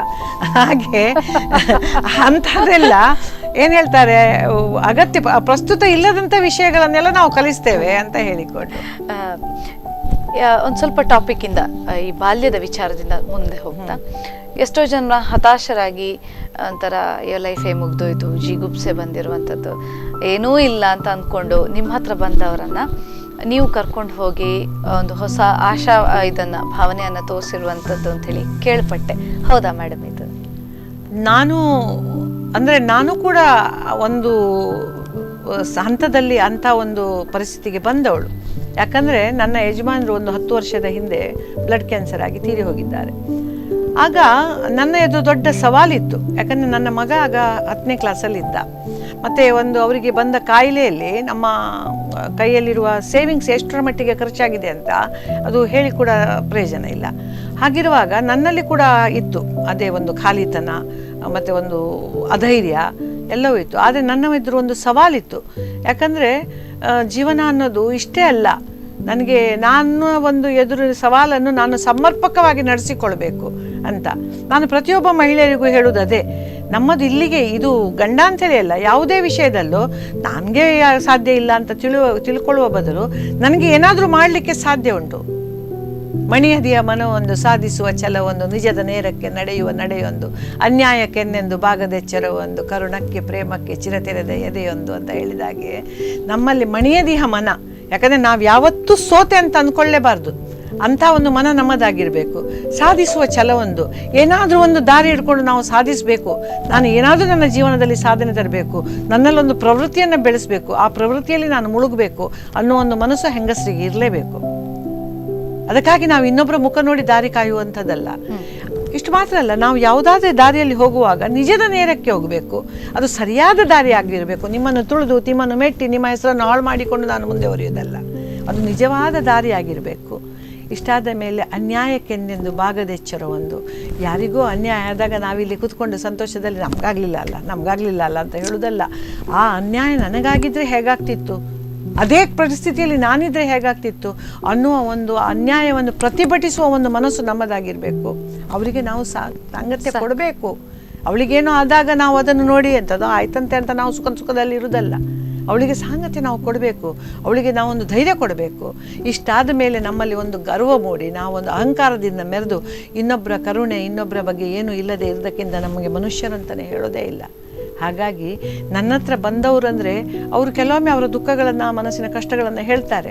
ಯಾವಾಗಲೂ ನಮ್ಮ ಕಷ್ಟ ನಮಗೆ ಅರ್ಥ ಆಗೋದಕ್ಕಿಂತ ಇನ್ನೊಬ್ಬರಿಗೆ ಸರಿಯಾಗಿ ಕಾಣ್ತದೆ ನಮ್ಮ ನಡವಳಿಕೆ ತಪ್ಪೋ ಸರಿಯೋ ಅಂತ ಅಲ್ವಾ. ನಾವು ಇಟ್ಟ ಹೆಜ್ಜೆ ಸರಿಯೋ ತಪ್ಪೋ ಅಂತ ಎದುರಿನವರಿಗೆ ಜಾಸ್ತಿ ಕಾಣೋದು. ಕರೆಕ್ಟ್, ಅವರ ಕೆಲಸವೇ ಅದು, ನಾವು ಮಾಡ್ತಾ ತಪ್ಪುಗಳನ್ನು ಹುಡುಕುವಂಥದ್ದು ಅಲ್ವಾ. ಹಾಗಾಗಿ ನನ್ನ ಬಳಿಯಲ್ಲಿ ಬಂದವರಿಗೆ ನನ್ನ ದೃಷ್ಟಿಕೋನದಲ್ಲಿ ನನಗೆ ಏನು ಸರಿ ಅಂತ ಕಾಣ್ತಾ ಉಂಟು ಅದನ್ನು ನಾನು ಹೇಳ್ತೇನೆ. ಮತ್ತು ಇನ್ನೊಂದು ಏನಂದರೆ, ನಾವು ಬದುಕ್ತಾ ಇರೋದು ನಮಗಾಗಿ. ಈ ಜೀವನ ನಮ್ಮದು, ಯಾವ ಘಳಿಗೆಯಲ್ಲಿ ಅದು ಮುಗಿತದಂತ ಗೊತ್ತಿಲ್ಲ. ಹಾಗಾಗಿ ಆ ಪ್ರತಿ ಕ್ಷಣವನ್ನು ನಾನು ಅನುಭವಿಸಬೇಕು. ಅದಕ್ಕಾಗಿ ನನ್ನಲ್ಲಿ ಒಂದು ಪ್ರವೃತ್ತಿಯನ್ನು ಬೆಳೆಸಬೇಕು. ಆ ಪ್ರವೃತ್ತಿ ಅಂದರೆ ಇನ್ನೊಬ್ಬರು ಮಾಡಿದ್ದಾರೆ ಅಂತ ನಾವು ಮಾಡೋದಲ್ಲ, ನಮಗೆ ಆನಂದ ಕೊಡುವಂಥ ಒಂದು ಪ್ರವೃತ್ತಿ ನಮ್ಮಲ್ಲಿರಬೇಕು. ಆ ಪ್ರವೃತ್ತಿಯಲ್ಲಿ ಏನಾಗಬೇಕಂದ್ರೆ ಇನ್ನೊಬ್ಬರ ಬಗ್ಗೆ ಹೊಟ್ಟೆ ಕಿಚ್ಚಿರಬಾರ್ದು. ನಮಗಿಂತ ಒಂದು ಹೆಜ್ಜೆ ಮುಂದೆ ಹೋದವರಿದ್ರೆ ಅವರ ಪ್ರಯೋಜನ ಇಲ್ಲ ಅಂತ ಅವರ ಬೆನ್ನ ಹಿಂದೆ ಹೀಗಳೆಯುವಂಥ ಒಂದು ಪ್ರವೃತ್ತಿ, ಇದು ಅಭ್ಯಾಸ ಇರಬಾರ್ದು. ಯಾವಾಗಲೂ ನಮ್ಮ ಸುತ್ತಮುತ್ತಲಲ್ಲಿ ಯಾರಾದ್ರೂ ಒಂದು ಒಳ್ಳೆಯ ಪ್ರತಿಭೆ ಇದ್ದರೆ, ಸಣ್ಣ ಮಟ್ಟದಲ್ಲಿ ಕೂಡ ಒಂದು ಪ್ರತಿಭೆ ಇದ್ದರೆ ನಾವು ಅವರನ್ನು ಬೆನ್ನು ತಟ್ಟಿ ಪ್ರೋತ್ಸಾಹಿಸಿದರೆ, ನಾನು ಕೂಡ ಒಂದು ರಾತ್ರಿಯಲ್ಲೇ ಬೆಳೆದವಳಲ್ಲ. 13 ವರ್ಷದ ನನ್ನ ಇದು ಪಯಣ ಉಂಟಲ್ಲ, 100 ಜನರ ಬೆನ್ನು ತಟ್ಟಿಕೆಯಿಂದಲೇ ನಾನು ಬೆಳೆದದ್ದಲ್ವಾ. ಹಾಗೆ ನಮ್ಮ ಎದುರಿನಲ್ಲಿ ಯಾರಿಗಾದರೂ ಒಂದು ಪ್ರತಿಭೆ ಇದ್ದರೆ, ಎಷ್ಟು ಒಳ್ಳೇದು ಮಾಡಿದ್ಯಮ್ಮ ನೀನು ಅಂತ ಹೇಳಿದರೆ ಅವಳಿಗೂ ನನ್ನ ಮೇಲೆ ಪ್ರೀತಿ ಗೌರವ ಜಾಸ್ತಿ ಆಗ್ತದೆ. ಅವಳಲ್ಲೂ ಆ ಬೆಳೆಯುವ ತಾಕತ್ತು ಇನ್ನಷ್ಟು ಬೆಳೀತದೆ. ಅಷ್ಟು ಮಾತ್ರ ಅಲ್ಲ, ಜೀವನ ಪೂರ್ತಿ ಅವಳು ನಮ್ಮನ್ನು ಮರೆಯುವುದೂ ಇಲ್ಲ. ನನ್ನ ಜೀವನದಲ್ಲಿ ಕೂಗೋವರಂತ ಒಬ್ಬರು ಲೇಖಕರಿದ್ದಾರೆ. ಅವರು ನನ್ನನ್ನು ಕರುಣಾಳು ಬಾಬೆಳಕೆ ಮುಸುಕಿದಿ ಮಬ್ಬಿನಲ್ಲಿ ಕೈ ಹಿಡಿದು ನಡೆಸೆನ್ನನು ಅನ್ನುವ ರೀತಿಯಲ್ಲಿ ನನ್ನನ್ನು ಈ ಒಂದು ಜಗತ್ತಿಗೆ ತಂದು ಬಿಟ್ಟವರು ಅವರು. ಅವರನ್ನು ನಾನು ಈ ಜೀವನದಲ್ಲಿ ಮರೆಯೋದುಂಟೆ? ಖಂಡಿತವಾಗಿ ಮರೆಯೋದಿಲ್ಲ. ಅಷ್ಟು ಮಾತ್ರ ಅಲ್ಲ, ನಾವು ನಮ್ಮ ಒಂದು ಎದುರಿನ ನಮ್ಮ ಗೆಳತಿಗೆ ಆಗಲಿ ಗೆಳೆಯನಿಗಾಗಲಿ ಅವನೇನಾದರೂ ಒಳ್ಳೆ ಕೆಲಸ ಮಾಡಿದಾಗ ಒಂದೆರಡು ಒಳ್ಳೆ ಮಾತು ಹೇಳದೆ ಬಾಯಿ ಮುಚ್ಚಿಕೊಂಡು ಹೊಟ್ಟೆ ಕಿಚ್ಚಲ್ಲಿ ಕೂತ್ಕೊಂಡ್ರೆ ಅದನ್ನು ಅವರು ಜೀವನ ಪೂರ್ತಿ ಮರೆಯೋದಿಲ್ಲ. ನನ್ನ ಇಷ್ಟೊಂದು ಆತ್ಮೀಯರಾಗಿ ಇವರು ನಾನೊಂದು ಒಳ್ಳೆ ಕೆಲಸ ಮಾಡಿದಾಗ ಒಂದೆರಡು ಬಾಯಿಂದ ಬಂದಿದ್ರೆ ಬರಲಿಲ್ಲ ಅಲ್ಲ ಅಂತ ಬೆಳೆಯುವವರು ಹೇಗಾದರೂ ಬೆಳೀತಾರೆ. ನಮ್ಮ ಪ್ರೋತ್ಸಾಹ ಇಲ್ಲದಿದ್ರೂ ಬೆಳೀತಾರೆ. ಪ್ರೋತ್ಸಾಹ ಇದ್ದಿದ್ರೆ ಅವರ ಒಟ್ಟಿಗೆ ನಮ್ಮನ್ನು ಬೆಳೆಸ್ತಾರೆ, ಪ್ರೀತಿಯನ್ನು ಬೆಳೆಸ್ತಾರೆ. ಹಾಗಾಗಿ ಇನ್ನೊಬ್ಬರಲ್ಲಿ ಇವರು ಒಳ್ಳೆ ಗುಣಗಳನ್ನು ಕಲಿತು ಅವರು ನಾನೇ, ನಮ್ಮವರೇ, ನನ್ನದೇ ಒಂದು ತುಣುಕು ಅಂತ ತಿಳ್ಕೊಳ್ತಾ ಬೆಳೆದ್ರೆ ಯಾವ ಹೆಂಗಸಿಗೂ ಯಾವಾಗಲೂ ತೊಂದರೆ ಆಗೋದಿಲ್ಲ.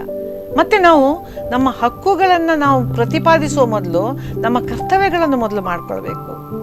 ಬರೇ ನನಗೆ ಎಲ್ಲರೂ ಗೌರವ ಕೊಡಬೇಕು ಅಂತ ಒಂದು ನಾನು ಯಾವಾಗಲೂ ಹೇಳೋದುಂಟು. ಎಲ್ಲಿಯಾದ್ರೂ ಹೋದರೆ ನಾವು ನಮಸ್ಕಾರ ಹೇಳಿದರೆ ಎದುರು ನಾವು ನಮಸ್ಕಾರ ಕೊಡದೆ ಎಲ್ಲಿ ಹೋಗ್ತಾರೆ? ನಾವು ಕೈ ಎತ್ತಿ ಕೈ ಜೋಡಿಸೋಣ, ನಾವು ಪ್ರೀತಿಯಿಂದ ನಿಮ್ಮ ಹತ್ರ ಮಾತಾಡಿಸೋಣ. ನೀವು ಸಿಕ್ಕಿದಾಗ ಹಲೋ ಮೇಡಮ್ ಅಂತ ನೀವು ಹೇಳಬೇಕು ಅಂತ ಕಾಯಬೇಕಾದ ಅವಶ್ಯಕತೆ ಇಲ್ಲ. ಹಲೋ ಹುಡುಗಿ ಹೇಗಿದ್ದೀಯ ಅಂತ ನಾನು ಕೇಳಿದ್ರೆ ನೀವು ತಮ್ಮನ್ನಷ್ಟಕ್ಕೆ. ಹಾಗಾಗಿ ನಮಗೆ ಏನು ಬೇಕು, ಪ್ರೀತಿ ಇರಲಿ ಏನೇ ಇರಲಿ, ಅದನ್ನು ನಾವು ಕೊಡಬೇಕು. ಕೊಟ್ಟರೆ ಮಾತ್ರ ನಮಗೆ ಅದು ವಾಪಸ್ ಸಿಗುವಂಥದ್ದು. ನಾವು ಕೊಟ್ಟು ಪಡ್ಕೊಳ್ಳೋಣ. ಮತ್ತು ಯಾರಿಗೂ ನಾವು ಹೆದರಬೇಕಾಗಿಲ್ಲ. ಎಲ್ಲಿಯವರೆಗೆ ನಮ್ಮ ರಸ್ತೆ ನಾವು ನಡೀತಾ ಇರೋದು ಸರಿ ಇದೆಯೋ ಅವರ ಬಾಯಿಗೆ ನಾವು ಹೆದರಬೇಕಾಗಿಲ್ಲ. ಬಾಯಿ ಎಷ್ಟೊತ್ತು ಆದೀತು, ಆದರೆ ನಮ್ಮ ಹೆಜ್ಜೆ ನಾವು ಮುಂದಿಟ್ಟದ್ದು ಹಿಂದೆ ಇಟ್ಟರೆ ಮತ್ತೆ ಹಿಂದೆ ಹೋಗ್ತೇವೆ ನಾವು. ಹಾಗಾಗಿ ಖಂಡಿತವಾಗಿಯೂ ಲೋಕದ ಬಾಯಿಗೆ ಹೆದರುವುದಲ್ಲ, ಲೋಕದ ಮೆನ್ನಡೆಗೆ, ಲೋಕದ ರೀತಿಗೆ ನಾವು ಬೆಲೆ ಕೊಟ್ಟು ಮುಂದುವರಿತಾ ಹೋಗೋಣ. ನಮ್ಮ ಆತ್ಮಕ್ಕೆ ನಾವು ಹೆದರಬೇಕಾಗಿರೋದು ಜನಕ್ಕಲ್ಲ, ನಮ್ಮ ಆತ್ಮಕ್ಕೆ. ನಿಜಕ್ಕೂ ನಮ್ಮ ಆತ್ಮಕ್ಕೆ ಸರಿಕಂಡ ಕೆಲಸಗಳನ್ನ ಖಂಡಿತವಾಗಿಯೂ ಹರಿಯೇ ನಿನ್ನನ್ನು ಮೆಚ್ಚಿಸಬಹುದು, ಈ ಜನರ ಮೆಚ್ಚಿಸುವುದು ಬಲು ಕಷ್ಟ ಅಂತ ದಾಸರು ಹಾಡಿದ್ದಾರೆ. ಹಾಗಾಗಿ ನಾವು ಹರಿಯನ್ನು ಮೆಚ್ಚಿಸಲಿಕ್ಕೆ ಹೋಗೋದು ಅಥವಾ ಜನರನ್ನು ಮೆಚ್ಚಿಸಲಿಕ್ಕೆ ಹೋಗೋದಕ್ಕಿಂತ ನಮ್ಮ ಆತ್ಮಕ್ಕೆ ನೀನು ಮಾಡ್ತಾ ಇರೋದು ಸರಿ, ಇದರಲ್ಲಿ ನಿನಗೆ ಸುಖ ಇದೆ, ಇದರಲ್ಲಿ ನಿಮಗೆ ಸಂತೃಪ್ತಿ ಇದೆ ಅಂತ ನನ್ನ ಮಗಳ ಗಂಡ, ನನ್ನ ಅಳಿಯ ಒಮ್ಮೆ ನಾನು ಇವರು ಹೋದ ಶುರುವಿನಲ್ಲಿ ಪ್ರತಿಯೊಂದು ಸಣ್ಣ ಸಣ್ಣ ಕೆಲಸಕ್ಕೂ ವಿಚಾರಕ್ಕೂ ನಾನು ಹೀಗೆ ಮಾಡ್ತೇನೆ ಮಾಡ್ಬೋದಾ, ಹಾಗೆ ಮಾಡ್ತೇನೆ ಮಾಡ್ಬೋದಾ ಅಂತ ನನ್ನ ಮಗಳಿಗೆ ಅಳಿಯನಿಗೆಲ್ಲ ಫೋನ್ ಮಾಡಿ ಕೇಳೋದಿತ್ತು. ಆಗ ಅವನು ಒಂದು ಮಾತು ಹೇಳಿದ್ದ, ಅಮ್ಮ, ನನ್ನನ್ನು ಅವನು ಅಮ್ಮ ಅಂತಲೇ ಕರೆಯೋದು ನನ್ನ ಅಳಿಯ, ಅಷ್ಟು ಒಳ್ಳೆ ಹುಡುಗ ಸಿಕ್ಕಿದ್ದಾನೆ ನನಗೆ. ಅಮ್ಮ, ನಿಮ್ಮ ಸಂತೋಷಕ್ಕಾಗಿ ನೀವು ಏನಾದರೂ ಮಾಡೋದು ಯಾರಿಗೂ ತೊಂದರೆ ಇಲ್ಲದ ಕೆಲಸ ಅಂತಾದರೆ ನೀವು ನಮ್ಮ ಯಾರ ಹತ್ರ ಕೇಳೋದು ಬೇಡ, ನಿಮ್ಮ ಇಚ್ಛಾನುಸಾರ ನೀವು ನಡೀರಿ ಅಂತ ಹೇಳಿದ್ದ. ನನಗೆ ಅದು ಹೌದಲ್ಲ, ನನಗಿಂತ ತುಂಬ ಸಣ್ಣವನು ಹುಡುಗ, ಆದರೂ ಕೂಡ ಅವನು ಹೇಳಿದ್ದು ಸರಿಯಲ್ಲ ಅಂತ ನನಗೆ ಕಂಡಿತ್ತು. ಬಹಳ ಇನ್ಸ್ಪಿರೇಷನಲ್ ಮಾತನ್ನು ಹೇಳಿದ್ರಿ. ಜೊತೆಗೆ ಇದನ್ನು ನಾವೆಲ್ಲರೂ ಮನಸ್ಸಿನಲ್ಲಿ ಇಟ್ಕೊಂಡು ಪ್ರತಿದಿನ ನಡೆದ್ರೆ ಖಂಡಿತ ದುಃಖ ಅನ್ನೋದು ಇರಲಿಕ್ಕೆ ಇಲ್ಲ ನಮ್ಮ ನಡುವೆ. ಹೌದು, ನಾನು ಈಗ ಮನೆಯಿಂದ ಹೊರಗೆ ಹೋಗುವಾಗ ನನಗೆ ಬೇಕಾದ ರೀತಿಯ ಡ್ರೆಸ್ ಮಾಡಿ ಹೋಗ್ತೇನೆ. 10 ವರ್ಷದ ಹಿಂದೆ ನಾನು ಈ ರೀತಿ ಡ್ರೆಸ್ ಮಾಡುವಾಗ ಕೇಳಿಕೊಂಡವರುಂಟು, ಯಾರಿಗಾಗಿ ಮಾಡ್ತಾ ಇದ್ದೀನಿ ನೀನು ಅಂತ. ನಾನಾಗ ಅವ್ರಿಗೆ ಹೇಳಿದ್ದೆ, ಆಗಲೂ ಮಾಡಿದ್ದು ನಾನು ಬೇರೆಯವರಿಗಾಗಿ ಅಲ್ಲ, ಈಗಲೂ ಮಾಡೋದು ಬೇರೆಯವರಿಗಾಗಿ ಅಲ್ಲ, ಈಗ ನಾನು ಮಾಡ್ತಾ ಇರೋದು ನನಗಾಗಿಯೇ, ಆಗ ಮಾಡ್ತಾ ಇರೋದು ನನಗಾಗಿಯೇ ಅಲ್ವಾ? ಎಸ್. ಹಾಗಾಗಿ ನಮ್ಮ ಮನಸ್ಸು ನಮ್ಗೆ ಏನನ್ನ ಸರಿ ಅಂತ ಕಾಣ್ತದೆ ಅದನ್ನ ಮಾಡೋದು ಮಾಡ್ತದೆ ಅಲ್ವಾ? ಎಸ್, ಅದರಲ್ಲಿ ಎರಡು ಮಾತೇ ಇಲ್ಲ. ಬಟ್ ನೀವು ಈ ಒಂದು ವಿಚಾರ ಹೇಳಿದ್ರಿ, ನಾನು ನನಗೋಸ್ಕರ ಡ್ರೆಸ್ ಮಾಡ್ತಿದ್ದೆ ಅಂತ. ಡ್ರೆಸ್ ಮಾಡೋದು, ಪರ್ಫೆಕ್ಟ್ ಆಗಿ ಹೊರಗೆ ಹೋಗೋದು, ಎಷ್ಟೋ ಜನರು ಒಂದು ಸ್ವಲ್ಪ ಅವ್ರೇನು ಹೇಳ್ತಾರ ಇವ್ರೇನು ಹೇಳ್ತಾರ, ಒಂದು ಸ್ವಲ್ಪ ಕಾಡಿಗೆ ಹೆಚ್ಚಾಕಿದ್ರೆ ಎಂತ ಹೇಳ್ತಾರೆ, ನಾ ಹುಲಿವೇಶ ಅಂತ ಹೇಳ್ತಾರೆ, ನಾ ಹಾಗೇನು ಹೇಳ್ತಾರೆ, ಈ ರೀತಿ ಹೇಳ್ತಾರೋ ಏನೋ ಅನ್ನುವಂಥದ್ರಲ್ಲೇ ನಮ್ಮ ಲೈಫ್ ಆಗಿ ಬಿಡ್ತದೆ ಅಂತ ಅನಿಸ್ತದೆ. ನೀವೇನು ಹೇಳಲಿಕ್ಕೆ ಇಷ್ಟಪಡ್ತೀರಿ? ಹೌದು, ಕಳೆದು ಹೋದ ದಿನಗಳು ವಾಪಸ್ ಬರೋದಿಲ್ಲ. ಮುತ್ತು ಮಾತು ಆಡಿದ್ರೆ ಹೋಯ್ತು, ಮುತ್ತು ಒಡೆದ್ರೆ ಹೋಯ್ತು, ಕಾಲ ಮಿಂಚಿ ಹೋದ್ರೆ ಹೋಯ್ತು ಅಂತ ಹೇಳಿದಾಗೆ ಪ್ರತಿಯೊಂದು ಕ್ಷಣವನ್ನು ನಾವು ಸಂತೋಷವಾಗಿ ಆನಂದದಿಂದ ಕಳಿಬೇಕು ಅಂತಾದರೆ ನಮ್ಮ ಮನಸ್ಸಾಕ್ಷಿಗೆ ಸರಿಯಾಗಿ ನಾವು ನಡಿಬೇಕು ಅನ್ನೋದೇ ನನ್ನ ಉದ್ದೇಶ.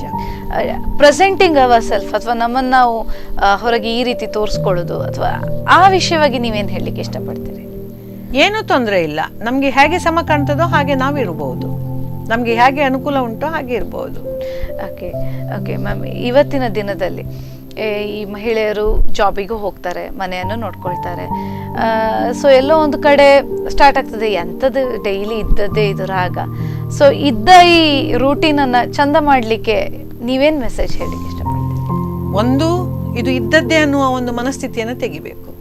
ಈಗ ನಾವು ಆಗೊಮ್ಮೆ ಸನ್ಸೆಟ್ಟಿಗೆ ಹೋಗ್ತೇವೆ, ಆಗ ಹೋಗುವಾಗ ಕೆಲವರೆಲ್ಲ ಎಂತ ಉಂಟು ಆ ದಿನ ಅದೇ ಅಲ್ವಾ ಸನ್ಸೆಟ್ ಅಂತ, ಅಂದರೆ ಒಂದು ನಿರಾಸಕ್ತಿಯ ಮನೋಭಾವ.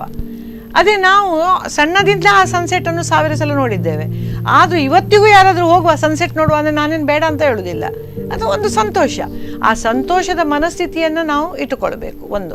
ಆಗ ಯಾವುದು ಇದು ನಮಗೆ ಅಯ್ಯೋ ಯಾರಿಗೆ ಬೇಕಿತ್ತು ಈ ಕೆಲಸಕ್ಕೆ ಹೋಗೋದು ಅಂತ, ಕೆಲಸಕ್ಕೆ ಹೋಗದೆ ಮನೆಯಲ್ಲಿ ಕೂತ್ಕೊಂಡು ನೋಡಿ, ಆಗ ನಿಮಗೆ ನಾನು ಯಾಕೆ ಹೋಗಲಿಲ್ಲ ಅನ್ನೋದು ಗೊತ್ತಾಗ್ತದೆ, ಹೋಗಬೇಕಾಗಿತ್ತು ಅಂತ ಹಾಗೆ ಅನ್ನಿಸ್ಲಿಕ್ಕೆ ಶುರುವಾಗ್ತದೆ. ಮತ್ತೆ ಬೇರೆಯವರ ಸಹಕಾರವನ್ನು ನಾವು ಬಯಸೋದು ತಪ್ಪಲ್ಲ. ಈಗ ಮನೆ ಮಂದಿಗಾಗಿ ನಾವು ಇಷ್ಟೊಂದು ದುಡಿಯುವಾಗ ಮನೆಯಲ್ಲಿ ಅವರು ಕೂಡ ಒಂದಿಷ್ಟು ಸಹಕಾರ ಕೊಟ್ರೆ ನಿಮ್ಗೆ ಸ್ವಲ್ಪ ಸುಲಲಿತವಾಗಿ ಮನೆ ಕೆಲಸವೋ ಅದು ಇದು ನಡೀತದೆ. ಹಾಗಂತ ನೀವು ಅದನ್ನು ದರ್ಪದಿಂದ ಮಾಡ್ಲಿಕ್ಕೆ ನೀವೆಂಥದ್ದು ನೀವು ಸುಮ್ಮನೆ ಕೂತ್ಕೊಳ್ಳೋದು ಅಂತ ಹೇಳಿದ್ರೆ ಯಾರಾದ್ರೂ ಮಾಡ್ತಾರಾ? ಮಾಡೋದಿಲ್ಲ. ಅದರ ಬದಲು ಅವರ ಕೆಲಸದಲ್ಲಿ ನೀವು, ನಿಮ್ಮ ಕೆಲಸದಲ್ಲಿ ಅವರು ಸೇರಿಕೊಂಡು ಮಾಡಿದರೆ ಅದೊಂದು ಕಷ್ಟದ ಕೆಲಸ ಅಂತ ಅನಿಸೋದಿಲ್ಲ ನನಗೆ. ಮತ್ತು ಮಕ್ಕಳಿಗೆ ಆಗಲಿ, ಅವರಿಗೆ ಗಂಡಸರಿಗೆ ಆಗಲಿ, ಅವರವರ ಒಂದು ಜವಾಬ್ದಾರಿ ಅಂತ ಅವರು ತಗೊಂಡುಕೊಂಡ್ರೆ ನಿಮ್ಮ ಕೆಲಸದಲ್ಲಿ ಅರ್ಧ ಪಾಲು ಮುಗ್ದ ಹಾಗೆ, ಹೌದಲ್ವ ಹೇಳಿ? ಈಗ ನನ್ನ ಮಗ ಅಂತ ಹೇಳೋದಲ್ಲ, ಅವನ ಕೋಣೆಯನ್ನು ಅವನು ಅದು ಭಾಳ ಕ್ಲೀನಾಗಿ ನೀಟಾಗಿ ಇಟ್ಕೊಂಡಿರ್ತಾನೆ. ಅವನಿಗೆ ಬೇಡ ಅಂತ ಆದ ವಸ್ತು ಅವನ ಕೋಣೆಯಲ್ಲಿ ಇರಲಿಕ್ಕೆ ಇಲ್ಲ, ನನ್ನ ಕೋಣೆಯಲ್ಲಿ ಡಂಪ್ ಮಾಡಿ ಆಯಿತು, ಅದು ಯಾರಿಗಾದ್ರೂ ಕೊಟ್ಟು ಬಿಡು ಅಂತ. ಹಾಗೆ ಅವರವರ ಕೆಲಸವನ್ನು ಅವರವ್ರು ಮಾಡ್ತಾ ಇದ್ರೆ ನಿಮಗೆ ಅಷ್ಟು ಭಾರ ಅಂತ ಅನಿಸೋದಿಲ್ಲ ಅಂತ. ಆದರೆ ಬಟ್ಟೆ ತೆಗೆದಿಡೋದ್ರಿಂದ, ಮನೆ ಹೊರಗೆ ನೀರು ಹಾಕೋದ್ರಿಂದ ಎಲ್ಲವನ್ನೂ ನೀವು ಮಾಡಬೇಕು, ಕೂತಲ್ಲಿ ನೀರು ತಂದು ಕೊಡಬೇಕು ಅಂದರೆ ಹೆಂಗಸಿಗೂ ಕೂಡ ಒಂದು ತಾಳ್ಮೆಗೆ ಮಿತಿ ಇರ್ತದಲ್ವಾ? ಖಂಡಿತ. ಹೌದು. ಹಾಗೆ ಇನ್ನೊಬ್ಬರ ಸಹಕಾರ ಮುಖ್ಯವಾಗಿ ಬೇಕು. ಆ ಸಹಕಾರ ಕೊಡುವ ಮನಸ್ಥಿತಿಯನ್ನು ಅವರಿಗೆ ತರುವಾಗೆ ನಿಮ್ಮ ನಡವಳಿಕೆಯೂ ಇರಬೇಕು. ಎಸ್ ಮೇಡಮ್, ಇನ್ನಷ್ಟು ಮಾತುಕತೆ ಮುಂದುವರಿಸುವ ಒಂದು ಚಿಕ್ಕ ಬ್ರೇಕ್ ನಂತರ ಯಶೋಗಾಥೆ ಕಾರ್ಯಕ್ರಮದಲ್ಲಿ ಒಂದು ಚಿಕ್ಕ ಬ್ರೇಕ್.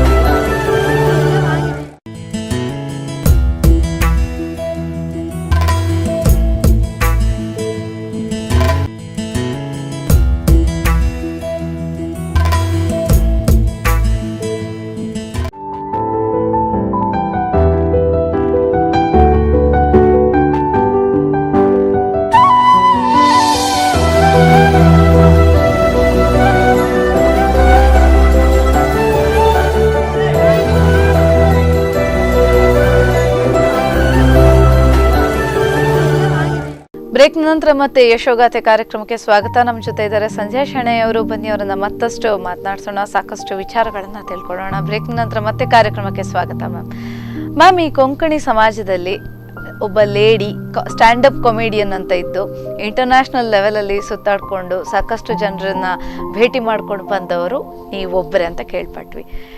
ಈ ಒಂದು ಸಂದರ್ಭದಲ್ಲಿ ಏನು ಅನ್ನಿಸ್ತಾ ಇದೆ ನಿಮಗೆ? ನನ್ನ ಬಗ್ಗೆ ನನಗೆ ಬಹಳ ಸಂತೋಷ ಅನ್ನಿಸ್ತಾ ಇದೆ ನಿಜವಾಗ್ಲೂ ಹೇಳಬೇಕಾದ್ರೆ. ನಾನು ಒಬ್ಬಳೇ ಅನ್ನೋದು ನಿಜ, ಆದರೆ ನಾನು ಇವತ್ತು 1,000ಕ್ಕಿಂತಲೂ ಜಾಸ್ತಿ ನಾನು ಕಾರ್ಯಕ್ರಮವನ್ನು ಕೊಟ್ಟಿದ್ದೇನೆ ಎಲ್ಲ ಕಡೆ, ಕೊಂಕಣಿ ಕನ್ನಡ ಎಲ್ಲ ಸೇರಿ. ಆದರೆ ಕೊಂಕಣಿಯಲ್ಲಿ ಕೊಟ್ಟ ಸಂಖ್ಯೆಗಳು ಬಹಳ ಕಡಿಮೆ. ನಾನು ಎಣಿಸಿದ್ದೆ, ನಾನು ಒಬ್ಬಳೇ ಆದದ್ರಿಂದ ನನಗೆ ತುಂಬ ಕಡೆ ಕಾರ್ಯಕ್ರಮಗಳು ಕೊಂಕಣಿಯಲ್ಲಿ ಸಿಗ್ಬೋದು ಅಂತ. ಆದರೆ ಕನ್ನಡ ಕಾರ್ಯಕ್ರಮಗಳು ಜಾಸ್ತಿ. ಆದರೆ ಅಷ್ಟು ಮಂದಿ ಆದರೂ ನನ್ನನ್ನು ಗುರುತಿಸಿದಾರಲ್ಲ, ಅದು ನನಗೆ ಭಾಳ ಸಂತೋಷ ಕೊಡೋದು. ಮತ್ತು ಇನ್ನು ಮುಂದೆ ಆದರೂ ಗುರುತಿಸಬಹುದು ಅಂತ ಒಂದು ಆತ್ಮವಿಶ್ವಾಸ ನನ್ನಲ್ಲಿದೆ. ಓಕೆ ಮ್ಯಾಮ್, ಇವತ್ತು ಎಷ್ಟೋ ನಾವೀಗ ಈ ರೀತಿ ಪ್ರೋಗ್ರಾಮಲ್ಲಿ ಮಾತನಾಡೋದಿರ್ಬೋದು, ಅಥವಾ ಎಷ್ಟೋ ಕಡೆ ದೊಡ್ಡ ದೊಡ್ಡ ಕಂಪನಿಗಳ ಡೈರೆಕ್ಟರ್ಗಳೇ ಲೇಡೀಸ್ ಆಗಿರುವಂಥದ್ದು. ಆದರೂ ಕೂಡ ಇವತ್ತು ಮಹಿಳೆಯರನ್ನ ಒಂದು ಕಟ್ಟುಪಾಡುಗಳಿಂದ, ಸಂಪ್ರದಾಯಗಳಿಂದ ಕಟ್ಟಿ ಹಾಕೋರು ಬೇಕಾದಷ್ಟು ಜನ ಇದ್ದಾರೆ. ಸೊ ಅವರಿಗೆ ನೀವೇನು ಮೆಸೇಜ್ ಹೇಳಲಿಕ್ಕೆ ಇಷ್ಟಪಡ್ತೀರಿ? ಮೊತ್ತ ಮೊದಲನೇದಾಗಿ ನಾವು ಯಾಕೆ ಕಟ್ಟುಪಾಡಿನಲ್ಲಿ ಇದ್ದೇವೆ ಅನ್ನೋದನ್ನು ಚಿಂತೆ ಮಾಡಬೇಕು. ನಮಗೆ ಆ ಕಟ್ಟುಪಾಡುಗಳ ಅವಶ್ಯಕತೆ ಇದೆಯಾ ಅಂತ. ನಾವು ಎಲ್ಲಿ ಹೋಗುವಾಗಲೂ ಮನೆಯಿಂದ ಹೊರಗೆ ಹೋಗಬೇಕಾದ್ರೆ ಗಂಡನ ಸಮಯ ನೋಡಿಯೇ ಹೋಗುವ ಎಷ್ಟೋ ಮಂದಿ ಹೆಂಗಸರಿದ್ದಾರೆ. ಯಾಕೆ ನಾನು ಆ ಕಟ್ಟುಪಾಡಿನಲ್ಲಿದ್ದೇನೆ, ಯಾಕೆ ನಾನು ಅದನ್ನು ಮಾಡಬೇಕು ಅನ್ನೋದನ್ನು ನಮ್ಮಲ್ಲಿ ನಾವು ಪ್ರಶ್ನಿಸ್ಕೊಳ್ಬೇಕು. ನನಗೆ ಇದರಿಂದ ಹೊರಗೆ ಬರಲಿಕ್ಕೆ ಆಗ್ತದಾ? ಇದರಿಂದ ಹೊರಗೆ ಬರಬೇಕಂತ ಹೇಳಿ ನಾವು ಪ್ರತಿಭಟನೆ ಮಾಡಿ ಮನೆಯಲ್ಲಿ ರಂಪ ಮಾಡಿ ಗಲಾಟೆ ಮಾಡೋದಲ್ಲ. ಮೊದಲು ನಿಮ್ಮಲ್ಲಿ ನೀವು ಜಾಗೃತವಾಗಬೇಕು. ಇದು ನನ್ನಿಂದ ಮಾಡಲಿಕ್ಕೆ ಸಾಧ್ಯ ಆಗ್ತದೆ. ಈ ಸಣ್ಣ ಪುಟ್ಟ ಈ ಡಾಕ್ಟರ್ ಹತ್ರ ಹೋಗೋದು ಅಂಥದಕ್ಕೆಲ್ಲ ನಾನು ಗಂಡನ ಮೇಲೆ ಅವಲಂಬಿಸಬೇಕಾಗಿಲ್ಲ. ಅಥವಾ ಏನಾದರೂ ಒಂದು ಸಣ್ಣ ಸಣ್ಣ ಖರೀದಿ ಮಾಡೋದಾದರೂ ನಮ್ಮ ಬಜೆಟ್ ಎಷ್ಟಂತ ನಮಗೆ ಗೊತ್ತಿರ್ತದೆ, ನಾವು ಹೋಗಿ ಬರ್ಬೋದು. ಆಗ ಏನಂದರೆ ನಿಮ್ಮ ಸಮಯವೂ ಉಪಯೋಗ ಆಗ್ತದೆ, ಆ ನಿಮ್ಮ ಧೈರ್ಯ ಅಥವಾ ಆತ್ಮವಿಶ್ವಾಸವೂ ಜಾಸ್ತಿ ಆಗ್ತಾ ಹೋಗ್ತದೆ. ಆ ಕಟ್ಟುಪಾಡು ಮೀರುವುದು ಅಂತ ಹೇಳಿದರೆ ಮನೆಯಲ್ಲಿ ಇರುವವರನ್ನೆಲ್ಲ ಧಿಕ್ಕಾರ ಮಾಡಿ ಎಲ್ಲ ಹೋಗುದಲ್ಲ. ಅವರ ಪ್ರೀತಿಪೂರ್ವಕವಾಗಿ ಅವ್ರ ಹತ್ರ ಮಾತನಾಡಿಕೊಂಡು ಅವರನ್ನು ವಿಶ್ವಾಸಕ್ಕೆ ತೆಗೆದುಕೊಂಡು ನೀವು ಆ ಕೆಲಸವನ್ನು ಮಾಡ್ಬೋದು. ಸುಮ್ಮನೆ ಅದನ್ನು ಒಪ್ಪಿಕೊಂಡು ಹೋಗ್ತಾ ಇದ್ರೆ ನಮ್ಮ ದಿನಗಳು ಕಳೀತಾ ಹೋಗ್ತದೆ ವಿನಃ ಏನು ವ್ಯತ್ಯಾಸ ಬರುವಂಥದ್ದೇನಿಲ್ಲ ಅಲ್ವಾ? ಖಂಡಿತ, ಅದರಲ್ಲಿ ಎರಡು ಮಾತಿಲ್ಲ. ಒಂದು ಸ್ವಲ್ಪ ಹೊರಗೆ ಬರ್ಲಿಕ್ಕೆ ಆ ರೀತಿ ಬಂದು ಕೂತ್ಕೊಂಡು ಮಾತುಕತೆ ಅಂತ ಹೇಳ್ತಾರಲ್ಲ, ಆ ರೀತಿಯಲ್ಲಿ ಒಂದು ಸೌಹಾರ್ದಮಯವಾಗಿ ಮನೆಯಿಂದ ತಾವು ಹೇಗೆ ಮಾಡಬಹುದು ಅನ್ನೋದನ್ನ ಒಂದು ವಿಚಾರ ಮಾಡಿಕೊಂಡು ಯಾರಿಗೂ ತೊಂದರೆ ಆಗದ ರೀತಿಯಲ್ಲಿ ಮಾಡ್ಕೊಂಡು ಹವ್ಯಾಸವನ್ನು ಬೆಳೆಸ್ಕೊಳ್ಬೇಕು. ಮುಖ್ಯವಾಗಿ ಹವ್ಯಾಸವನ್ನು ಬೆಳೆಸ್ಕೊಳ್ಬೇಕು. ಆ ಹವ್ಯಾಸ ನಿಜವಾಗಿಯೂ ನಮ್ಮದು ಒಳ್ಳೆ ಒಂದು ಉತ್ತಮ ಅಂತದ್ದಾದ್ರೆ ಮನೆಯವರು ಅಂತ ಒಂದು ಅಭ್ಯಂತರ ಹಾಕ್ಲಿಕ್ಕಿಲ್ಲ ಅಂತ ನನ್ನ ಭಾವನೆ. ಹೌದು, ಖಂಡಿತ. ಮ್ಯಾಮ್, ಇವತ್ತು ಮಹಿಳಾ ದಿನಾಚರಣೆಯ ಈ ಒಂದು ಸಂದರ್ಭದಲ್ಲಿ ಸಣ್ಣ ಮಕ್ಕಳ ಮೇಲೆ ಬಲಾತ್ಕಾರಗಳಾಗಿರುವಂಥದ್ದು ಅಥವಾ ಎಷ್ಟೋ ಕಡೆ ಇನ್ನೂ ಡೌರಿ ಹರಾಸ್ಮೆಂಟ್ ಇರ್ಬೋದು ಅಥವಾ ಬೇರೆ ರೀತಿಯ ಶೋಷಣೆಗಳಿರುವಂಥದ್ದು, ಇದೆಲ್ಲವನ್ನು ನಾವು ಕಾಣ್ತಾ ಇದ್ದೇವೆ. ನೀವೇನು ಹೇಳಲಿಕ್ಕೆ ಇಷ್ಟಪಡ್ತೀರಿ? ಇದಕ್ಕೆ ನಾವು ಏನು ಮಾಡ್ಬೋದು ನಿಮ್ಮ ಪ್ರಕಾರ? ಇದು ಇವತ್ತೇನಾಗಿದೆ ಅಂದರೆ, ಈ ಟಿ.ವಿ. ಮಾಧ್ಯಮದಲ್ಲಿ, ಸಿನಿಮಾ ಮಾಧ್ಯಮಗಳಲ್ಲಿ ಎಲ್ಲ ಕಡೆ ಈ ಸೆಕ್ಸ್ ಮತ್ತು ಹಿಂಸೆ ಅನ್ನೋದು ಎಷ್ಟು ವಿಜೃಂಭಿಸಿದೆ ಅಂದರೆ, ನೀವು ಬೇಕಾದರೆ ಯಾವುದೇ ಪುಸ್ತಕದ ಅಂಗಡಿಗೆ ಹೋಗಿ ಕೇಳಿ. ಆ ಪುಸ್ತಕದ ಅಂಗಡಿಗಳಲ್ಲಿ ಭಗವದ್ಗೀತೆ ಮತ್ತು ಇಂಥದ್ದೆಲ್ಲ ಮಾರಿ ಹೋಗೋದಕ್ಕಿಂತ ಜಾಸ್ತಿ ಪುಸ್ತಕಗಳು, ಕೆಲವು ಕಾಮಸೂತ್ರ ಟೈಪಿನೆಲ್ಲ ಬರ್ತದಲ್ಲ ಈಗೆಲ್ಲ, ಆ ಪುಸ್ತಕಗಳು ಮಾರಾಟ ಆಗ್ತವೆ ಅಂತ ಅವ್ರು ಹೇಳ್ತಾರೆ. ಯಾಕೆ? ಜನರ ಮನಸ್ಥಿತಿ ಆ ನಮನೆ ಆಕರ್ಷಣೆ ಅದು ಆ ವಿಚಾರಗಳಲ್ಲಿ. ಏನು ನಾವು ಮಾಡ್ತಾ ಇಲ್ವೋ ಅದು ಇನ್ನೊಬ್ಬರು ಮಾಡೋದನ್ನು ಕೇಳಿ ಸಂತೋಷ ಸುಖಿಸುವಂಥ ಒಂದು ಪ್ರವೃತ್ತಿ ಬೆಳೀತಾ ಇದೆ. ಅದು ನಿಧಾನವಾಗಿ ಏನಾಗ್ತದಂದರೆ, ಒಳಗಿರುವ ನಮ್ಮ ರಾಕ್ಷಸಿ ಪ್ರವೃತ್ತಿಯನ್ನು ಅದು ಹೊರಗೆ ತರಲಿಕ್ಕೆ ಶುರು ಮಾಡ್ತದೆ. ನಾವು ಸ್ವಲ್ಪ ಸಮಯದ ಹಿಂದೆ ನನ್ನ ಮನೆಗೆ ಒಬ್ಬಳು ಹೆಂಗಸು ಬರ್ತಿದ್ಲು. ಸ್ವಲ್ಪ ವಯಸ್ಸಾಗಿದೆ, ಅವಳಿಗೆ ಗಂಡ ತುಂಬ ಬೇಗನೆ ಸತ್ತೋಗಿದ್ದಾನೆ, ಹಾಗೆಲ್ಲ ಇದ್ಲು. ನಾನು ಮನೆಯಲ್ಲಿ ಪೇಪರ್ ಓದ್ತಾ ಇರೋದು, ಅಷ್ಟೊತ್ತಿಗೆ ಅವಳು ಬರೋದು. ಆಗ ನಾನು ಒಬ್ಬಳೇ ಅಲ್ವಾ ಆ ಟೈಮಲ್ಲಿ, ನಾನು ಹೇಳಿದು, ನೋಡಮ್ಮ ಊರಿನಲ್ಲಿ ಎಂಥದೆಲ್ಲ ಆಗ್ತದೆ, ಹೀಗಾಯ್ತಂತೆ ಹಾಗಾಯ್ತಂತೆ ಅಂತ ಅತ್ಯಾಚಾರ ಅನಾಚಾರ ಎಲ್ಲ ಅವಳಿಗೆ ಹೇಳೋದು. ಹೌದಾ ಅಂತ ಅವಳಿಗೂ ಕಿವಿ ಕೊಟ್ಟು ಕೇಳೋದು. ವರ್ಷದಲ್ಲೇ ಒರೆಸೋದು. ಮತ್ತು ಒಂದೊಂದಿನ ನಾನು ಏನು ಹೇಳದಿದ್ರೆ ಇನ್ನು ಪೇಪರ್ ಅತ್ಯಾಚಾರ ಅನಾಚಾರದಲ್ಲ ಇಜ್ಜೆ ಅಂತ ಅವಳೇ ಕೇಳೋದು. ಅಂದರೆ ಅವಳ ಆಸಕ್ತಿ ಅಷ್ಟು. ಮತ್ತು ಕೆಲವೊಮ್ಮೆ ಏನಿಲ್ಲದಿದ್ದರೆ ಅವಳು ಒರೆಸುವ ಜಾಗ ಕೆಲವು ಕಡೆ ಹೋದಾಗ ನಾನು ಅಲ್ಲೇ ಅವಳು ಹೋದ ಕೂಡಲೇ ಏನಾದರೂ ಒಂದು ಸುದ್ದಿ ಹುಟ್ಟಿಸಿಕೊಂಡು ಹೇಳೋದು. ಆಗ ಅವಳು ಒರೆಸಿದಲ್ಲೇ ಒರೆಸ್ತಾಳೆ, ಚೆಂದ ಆಗ್ತದೆ. ಅಂದರೆ ಅಷ್ಟರ ಮಟ್ಟಿಗೆ ಮನುಷ್ಯನಿಗೆ ಹಿಂಸೆ ಮತ್ತು ಅತ್ಯಾಚಾರಗಳನ್ನು ಕೇಳುವ ಒಂದು ಹಪಾಪಿ ಉಂಟಲ್ಲ, ಇದೆ. ಆದರೆ ನಾನು ಹೇಳೋದು ಏನಂದರೆ, ಒಂದು ಸಣ್ಣ ನಿಮಗೆ ಕಥೆಯನ್ನು ನಾನು ಹೇಳ್ತೇನೆ. ಏನಂದರೆ, ಒಂದು ಹಾವು ಒಂದು ಶಾಲೆ ಬದಿಯಲ್ಲಿ ಕೂತ್ಕೊಂಡಿರ್ತಂತೆ, ಒಂದು ಪೊದೆಯಲ್ಲಿ. ಅದು ಮಕ್ಕಳೆಲ್ಲ ಆಡುವಾಗ ಎಲ್ಲ ಆಚೆ ಬರುವಾಗೆಲ್ಲ ಕಚ್ತಿತ್ತಂತೆ ಮಕ್ಕಳಿಗೆ. ಸುಮಾರು ಜನರಿಗೆ ಪೆಟ್ಟಾಯಿತು. ಒಬ್ಬ ಸನ್ಯಾಸಿ ಆಚೆ ಹೋಗ್ತಾ ಇದ್ದವನು, ಅವನಿಗೇನು ಹಾವಿನ ಹೆದರಿಕೆ ಉಂಟ, ಅವನು ಹತ್ರ ಬಂದು ಹೇಳಿದಂತೆ, ನಾಚಿಕೆ ಆಗೋದಿಲ್ಲ ನಿನಗೆ? ನಾಚಿಕೆ ಆಗೋದಿಲ್ವಾ? ಆ ಪೊದೆಯಲ್ಲಿ ಕೂತ್ಕೊಂಡು ಅಲ್ಲಿ ಆಡ್ತಾ ಇರುವ ಮಕ್ಕಳು ಎಲ್ಲ ಆಡುವಾಗ ಅವರನ್ನು ಕಚ್ಚುದ ನೀನು? ಹಾಗೆಲ್ಲ ಹಿಂಸೆ ಮಾಡಬಾರ್ದು ಆಯ್ತಾ ಅಂತ ಹೇಳಿದ ಅಂತೆ. ಹಾವಿಗೆ ಅರ್ಥ ಆಯ್ತು ಇವನು ಹೇಳಿದ್ದು ಏನಂತ. ಅವನು ಸುಮ್ಮನೆ ಬಿದ್ಕೊಂಡ. ಸನ್ಯಾಸಿ ಎಲ್ಲಿಗೆ ಹೋದ, ಪ್ರಯಾಗಕ್ಕೋ ಎಲ್ಲಿಗೆ ಹೋದ. ವಾಪಸ್ ಬರುವಾಗ ಈ ಹಾವು ಇಷ್ಟು ಸಪುರ ಆಗಿದ್ದನ್ನು ನೋಡಿ ಕೇಳಿದ, ಎಂತದ ಈ ನಮನೆ ಆಗಿದೆ ನೀನು ಅಂತ. ಎಂತ ಮಾಡ್ತದೆ ಹಾವು ಅಂತ ನೋಡ್ಲಿಕ್ಕೆ ಹೋದಾಗ ಅವನು ಹೇಳಿದ ಅಂತೆ, ನೀನಲ್ವಾ ನನಗೆ ಯಾರನ್ನು ಕಚ್ಚಬೇಡ ಅಂತ ಹೇಳಿದ್ದು? ನಾನು ಯಾರನ್ನು ಕಚ್ತಿರ್ಲಿಲ್ಲ, ಆದರೆ ಆ ಮಕ್ಕಳಿಗೆ ಗೊತ್ತಾಯ್ತು ನಾನು ಕಚ್ಚುದಿಲ್ಲ ಅಂತ. ಅವರು ಬಂದು ನನ್ನ ಮೇಲೆ ಕಲ್ಲು ಹಾಕಿ, ನೋಡು ನಾನು ಆಗಿದ್ದೇನೆ ಯಾವ ನಮನೆ, ಹಿಂಸೆ ಕೊಟ್ಟು ಸಾಯ್ತಾರೆ, ನಿನ್ನ ಮಾತು ಕೇಳಿದಕ್ಕೆ ನನಗೆ ಯಾವ ನಮನೆ ಆಯ್ತು ಈಗ ಅಂತ ಹೇಳಿದ್ದಂತೆ. ಆಗ ಆ ಸನ್ಯಾಸಿ ಹೇಳಿದ್ದಂತೆ, ಹುಚ್ಚಪ್ಪ, ನಾನು ನಿನಗೆ ಯಾರನ್ನು ಕಚ್ಚಬೇಡ ಅಂತ ಹೇಳಿದ್ದು ವಿನಃ ಬುಸ್ ಅನ್ಬಾರ್ದು ಅಂತ ಹೇಳಿದ್ದೇನೇನು? ನಿನ್ನ ಹತ್ರ ಅವರು ಬರುವಾಗ ನೀನು ಅವರನ್ನು ಕಚ್ಚುದು ಬೇಡ, ಬುಸ್ ನನ್ನಲ್ಲೂ ತಾಕತ್ತಿದೆ ಅಂತ ನೀನು ತೋರಿಸಿಕೊಂಡಿದ್ರೆ ಈ ರೀತಿ ಆಗ್ತಿರ್ಲಿಲ್ಲ ಅಲ್ಲ ಅಂತ ಹೇಳುವಾಗ ನಾನು ಈ ಮಾತನ್ನು ಯಾಕೆ ಹೇಳ್ತಾ ಇದ್ದೀನಂದರೆ, ಇವತ್ತು ಮಹಿಳೆಯರಲ್ಲಿ ಪ್ರತಿಭಟಿಸುವ ಒಂದು ಶಕ್ತಿ ನಮ್ಮಲ್ಲಿ ಇಲ್ಲಾಗಿದೆ. ಯಾರಿಗೋ ಏನಾದರೂ ಆದರೆ ಅಲ್ಲಿ ಹಾಗಾಯ್ತಂತೆ ಅಂತ ನಾವಿಲ್ಲಿ ಕೂತ್ಕೊಂಡು ಪಟ್ಟಾಂಗ ಹೊಡೆಯುವ ಬದಲು ನಾವೆಲ್ಲರೂ ಸೇರಿ ಪ್ರತಿಭಟಿಸೋಣ. ಆ ಪ್ರತಿಭಟನೆ ಅನ್ನೋದು ನಮ್ಮಲ್ಲಿ ಇದ್ದರೆ, ನಾವೆಲ್ಲ ಒಂದಾಗಿದ್ದರೆ, ಆ ಹಾಳು ಹರಟೆಗಳಿಗೆ ಹಾಕುವ ಸಮಯವನ್ನು ಪ್ರತಿಭಟನೆಗೆ ಹಾಕೋಣ. ಇನ್ನು ನೀವು ಬೇಕಾದರೆ ನೋಡಿ, ಯಾರದಾದ್ರೂ ಒಂದು ಹೆಂಗಸಿನ ಚರಿತ್ರೆಯ ವಿಷಯದಲ್ಲಿ, ಗಂಡಸರಿಗೆ ಕಳ್ಳ, ಹೆಂಗಸರಿಗೆ ಚರಿತ್ರೆಹೀನೆ ಎರಡು ಹೇಳಿದರೆ ಸಾಕು, ಅವರ ತೇಜೋವಧೆ ಮಾಡಿದ ಹಾಗೆ ಆ ಹೆಂಗಸ ಒಂದು ತೇಜೋವಧೆ ಮಾಡುವಂತಹ ಒಂದು ಚರಿತ್ರೆಹೀನ ವಿಚಾರ ಇದ್ರೆ ಹೆಂಗಸರೇ ಕುತ್ಕೊಂಡು ಮಾತಾಡ್ತಾರೆ, ಅವಳು ಹಾಗಂತೆ ಅಂತ. ಅದರ ಬದಲು ಹಾಗಿಲ್ಲ, ಹಾಗೆ ಆಗ್ಲಿಕ್ಕೆ ಸಾಧ್ಯ ಇಲ್ಲ, ಯಾಕೆ ಹೀಗಾಗಿದೆ ಅನ್ನೋ ಒಂದು ಪ್ರಶ್ನೆಯನ್ನು ಎತ್ತಿಕೊಂಡ್ರೆ ಖಂಡಿತವಾಗಿಯೂ ಇಂಥ ವಿಚಾರಗಳು ನಡೆಯುವುದಿಲ್ಲ. ಹೌದಲ್ವ ಹೇಳಿ? ಹಾಗಾಗಿ ನಾವು ಮೊದಲು ಪ್ರತಿಭಟನೆ ಮಾಡೋದನ್ನು ಕಲಿಬೇಕು. ಆ ಪ್ರತಿಭಟನೆ ಮಾಡಬೇಕಾದ್ರೆ ನಾವೆಲ್ಲರೂ ಸೇರಬೇಕು. ಅವಳ ಕಷ್ಟ ನನ್ನದು, ನನ್ನ ಕಷ್ಟ ನನ್ನದು ಅಂತ ಒಂದು ಹಿಡಿಸುಡಿ ಇದ್ದಾಗೆ ನಾವು ಹೆಂಗಸರು. ಆ ಹಿಡಿಸುಡಿಯಲ್ಲಿ ಒಂದೆರಡು ಕಡ್ಡಿಗಳು ಕೆಳಗೆ ಬಿದ್ದರೆ ಅವುಗಳ ಪ್ರಯೋಜನ ಇಲ್ಲ. ಆ ಹಿಡಿಸುಡಿಯನ್ನು ಒಂದು ತಾಕತ್ತೆನ್ನುವ ಹಗ್ಗದಲ್ಲಿ ನಾವು ಕಟ್ಟಿಕೊಂಡ್ರೆ ಏನು ಬೇಕಾದರೂ ಮಾಡಲಿಕ್ಕೆ ಸಾಧ್ಯ ಇದೆ. ಎಂಥ ಒಂದು ಕಸವನ್ನು ಗುಡಿಸ್ಲಿಕ್ಕೆ ಸಾಧ್ಯ ಇದೆ. ಅದನ್ನು ನಾನು ಮಾಡಿದೆ ಅಂತ ಹೆಗ್ಗಳಿಕೆ ಇಲ್ಲದೆ ಹಿಡಿಸುಡಿ ಯಾವ ರೀತಿ ಮೂಲೆಯಲ್ಲಿ ಕುತ್ಕೊಳ್ತದೋ, ನಾನು ಅನ್ನೋದನ್ನು ಬಿಟ್ಟು ನಾವೆಲ್ಲರೂ ಒಂದು ಒಳ್ಳೆಯ ಸಮಾಜವನ್ನು ನಮಗೆ ಸೃಷ್ಟಿ ಮಾಡಲಿಕ್ಕೆ ಸಾಧ್ಯ ಇದೆ. ಅಷ್ಟು ಮಾತ್ರ ಅಲ್ಲ, ನಮ್ಮ ಸುದ್ದಿಗೆ ಯಾರಾದರೂ ಬಂದರೆ ಅದೇ ಹಿಡಿಸುಡಿಯಿಂದ ತಿರುಗಿ ಕೊಟ್ಟರೆ ಅದಕ್ಕಿಂತ ದೊಡ್ಡ ಅವನಿಗೆ ಅವಮಾನ ಯಾವುದಾದ್ರೂ ಉಂಟಾ? ಹಾಗೆ ನಾವೆಲ್ಲರೂ ಸೇರಿ ಅವರಿಗೊಂದು ವಾಪಸ್ಸು ಕೊಟ್ಟರೆ ಅವನಿಗೆ ಅದಕ್ಕಿಂತ ದೊಡ್ಡ ಒಂದು ಅಪಮಾನ ಏನಾದರೂ ಉಂಟಾ? ಹಾಗಾಗಿ ನಾವೆಲ್ಲರೂ ಸೇರಬೇಕು. ಮೊದಲನೇದಾಗಿ ನಾವು ಹೆಂಗಸರ ಬಗ್ಗೆ ಹೆಂಗಸರು ಕೆಟ್ಟದಾಗಿ ಮಾತನಾಡುವುದನ್ನು ಬಿಟ್ಟು ಹೆಂಗಸರ ಒಳಿತನ್ನು ನಾವು ಶ್ಲಾಘಿಸಿ ಅವರನ್ನು ಇನ್ನಷ್ಟು ಮುನ್ನಡೆಯುವಂತೆ ಮಾಡಿ ಇನ್ನೊಬ್ಬರ ಕಷ್ಟದಲ್ಲಿ ನಾವು ಒಂದಾಗಬೇಕು. ಬರೀ ನನ್ನ ಮನೆ, ನನ್ನ ಅಡಿಗೆ, ನನ್ನ ಮಕ್ಕಳು ಅಷ್ಟು ಗ್ರ್ಯಾಜುಯೇಷನ್ ಇದು ಅದು ಬಿಟ್ಟು ನಮ್ಮೆಲ್ಲರ ಮಕ್ಕಳು ನಾವೆಲ್ಲರೂ ಒಂದು ಅನ್ನೋದನ್ನು ನಾವು ತಿಳಿಬೇಕು. ನಾನೊಂದು ದೊಡ್ಡ ಸಂತಳಲ್ಲ, ಆದರೆ ನನ್ನ ಹತ್ರ ಯಾರು ಬರ್ತಾರೋ ಅವರನ್ನು ನಾನು ಯಾವತ್ತಿಗೂ ಬಿಟ್ಟಾಕಿದ್ದಿಲ್ಲ. ನನ್ನಿಂದ ಆದ ರೀತಿಯಲ್ಲಿ ಅವರನ್ನು ನಾನು ಕೈಕೊಟ್ಟು ನಡೆಸಿದ್ದೇನೆ. ಯಾಕಂದರೆ ಕೆಲವು ದಿನಗಳಲ್ಲಿ ನನಗೂ ಇನ್ನೊಂದು ಕೈ ಆಸರೆ ಬೇಕಿತ್ತು. ಆಗ ನನಗೆ ಕೈಕೊಟ್ಟು ನಡೆಸಿದವರು ಅನೇಕ ಮಂದಿ ಇದ್ದಾರೆ. ಅವರ ಹೆಸರು ಹೇಳ್ತಾ ಹೋದರೆ ತುಂಬ ಉದ್ದಾಗ್ತದೆ. ಯಾಕಂದರೆ ಮನುಷ್ಯ ಇವತ್ತು ಬದುಕಿರುವುದು ಒಂದು ಮುಷ್ಟಿ ಪ್ರೀತಿಗಾಗಿ. ಒಂದು ಮುಷ್ಟಿ ಅನ್ನ ಇಲ್ಲದಿದ್ದರೂ ಬದುಕಲಿಕ್ಕೆ ಆಗ್ತದೆ, ಒಂದು ಮುಷ್ಟಿ ಪ್ರೀತಿ ಇಲ್ಲದಿದ್ದರೂ ಬದುಕಲಿಕ್ಕೆ ಆಗೋದಿಲ್ಲ. ಹಾಗಾಗಿ ನಾವೊಂದು ಮುಷ್ಟಿ ಪ್ರೀತಿಗಾಗಿ, ನಮ್ಮ ಒಂದು ಆತ್ಮದ ಒಂದು ಉನ್ನತಿಗಾಗಿ, ನಮ್ಮ ಒಂದು ಆತ್ಮವಿಶ್ವಾಸಕ್ಕಾಗಿ ಎಲ್ಲರ ಜೊತೆ ಸೇರಿ ನಾವೆಲ್ಲರೂ ಒಂದು, ನೀನು ನಾನು ಅವರು ಇವರು ಅಂತ ಹೇಳಿ ಅಲ್ಲ, ಎಲ್ಲರೂ ಒಂದು ಅನ್ನುವ ಒಂದು ಭಾವನೆಯಿಂದ ಬದುಕೋಣ. ಇದು ಇವತ್ತು ನಾನು ಮಹಿಳಾ ದಿನಾಚರಣೆಯ ದಿನ ವಿಶೇಷವಾಗಿ ಮಹಿಳೆಯರಿಗೆ ಹೇಳಲಿಕ್ಕೆ ಇಷ್ಟಪಡ್ತೇನೆ. ಇನ್ನೊಬ್ಬರ ಸಾಧನೆಯ ಬಗ್ಗೆ ನಾವು ಹೊಟ್ಟೆ ಕಿಚ್ಚು ಪಡದೆ, ಆ ಹೊಟ್ಟೆ ಕಿಚ್ಚು ನಮ್ಮನ್ನೇ ಸುಡುವಂಥದ್ದು. ಹೊಟ್ಟೆ ಕಿಚ್ಚಿಗೆ ತಣ್ಣೀರು ಸುರಿಸು ಅಂತ ಹೇಳಿದಾಗೆ ಹೊಟ್ಟೆ ಕಿಚ್ಚಿಗೆ ತಣ್ಣೀರು ಸುರಿಸಿ ನಾವು ಕೂಡ ಅವರಂತೆ ಆಗಬೇಕು ಅಂತ ನಾವೆಲ್ಲರೂ ಸೇರಿ ಬದುಕೋಣ. ಸಂಘಟನೆ ಸಂಘಟಿಸಿ ಎಲ್ಲರೂ ಒಟ್ಟಾಗೋಣ, ಪ್ರೀತಿಯಿಂದ ಒಟ್ಟಾಗೋಣ, ವಿಶ್ವಾಸಪೂರ್ವಕ ಒಂದು ನಡವಳಿಕೆ ನಮ್ಮಲ್ಲಿರಲಿ.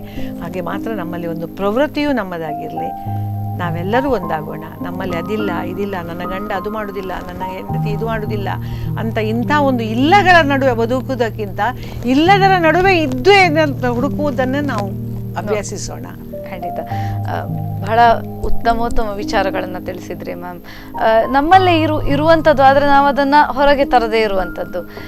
ಸಾಕಷ್ಟು ವಿಚಾರಗಳನ್ನು ತಿಳಿಸಿ ಈ ಯಶೋಗಾಥೆ ಕಾರ್ಯಕ್ರಮದಲ್ಲಿ ಭಾಗವಹಿಸಿದ್ದಕ್ಕಾಗಿ ತಮಗೆ ಧನ್ಯವಾದಗಳು. ನಿಮಗೂ ನನಗೆ ಈ ಸ್ಟುಡಿಯೋಗೆ ಕರೆಸಿ, ಯಾಕಂದರೆ ಹೆಚ್ಚಾಗಿ ನಾನು ಹಾಸ್ಯ ಭಾಷಣಗಳನ್ನೇ ಕೊಡುವಂಥದ್ದು. ಇಲ್ಲಿ ನನ್ನ ಮನಸ್ಸಿನ ವಿಚಾರಗಳನ್ನು ಹೇಳಲಿಕ್ಕೆ ಒಂದು ಅವಕಾಶವನ್ನು ನೀವು ಮಾಡಿಕೊಟ್ಟಿದ್ದಕ್ಕೆ ನಿಮ್ಮ ಸ್ಪಂದನ TV ವಾಹಿನಿಯವರಿಗೂ ನಾನು ಹೃತ್ಪೂರ್ವಕವಾಗಿ ಧನ್ಯವಾದವನ್ನು ಹೇಳ್ತಾ ಇದ್ದೇನೆ. ಧನ್ಯವಾದ. ಇದು ನಮ್ಮ ಭಾಗ್ಯ ಮಾಡು. ನೋಡಿದ್ರಲ್ವಾ, ಸಂಘಟನೆ ಬಹಳ ಮುಖ್ಯ ಆಗುತ್ತೆ. ಪ್ರತಿಯೊಂದು ವಿಚಾರದ ಕುರಿತಾಗಿ ಮನೆಯಲ್ಲಿ ಪ್ರೀತಿಯಿಂದ ಮಾತನಾಡಿ ಹೊರಗೆ ಆಗುವ ಅನಾಚಾರಗಳ ವಿರುದ್ಧ ಒಗ್ಗಟ್ಟಾಗಿ ಪ್ರತಿಭಟಿಸಿದ್ರೆ ಖಂಡಿತವಾಗಿಯೂ ಮಹಿಳೆ ಗಟ್ಟಿಯಾಗಿ ನಿಲ್ಲಕ್ಕೆ ಸಾಧ್ಯ, ಪ್ರಪಂಚವನ್ನ ಸುಂದರ ತಾಣವಾಗಿಸ್ಲಿಕ್ಕೆ ಸಾಧ್ಯ ಅಂತ ಹೇಳ್ತಾ ಇವತ್ತಿನ ಈ ಯಶೋಗಾಥೆಯನ್ನ ಕಾರ್ಯಕ್ರಮವನ್ನು ಮುಗಿಸ್ತಾ ಇದ್ದೀನಿ. ನಿರಂತರ ಸುದ್ದಿಗಾಗಿ ನೋಡ್ತಾ ಇರಿ ಸ್ಪಂದನ ನ್ಯೂಸ್.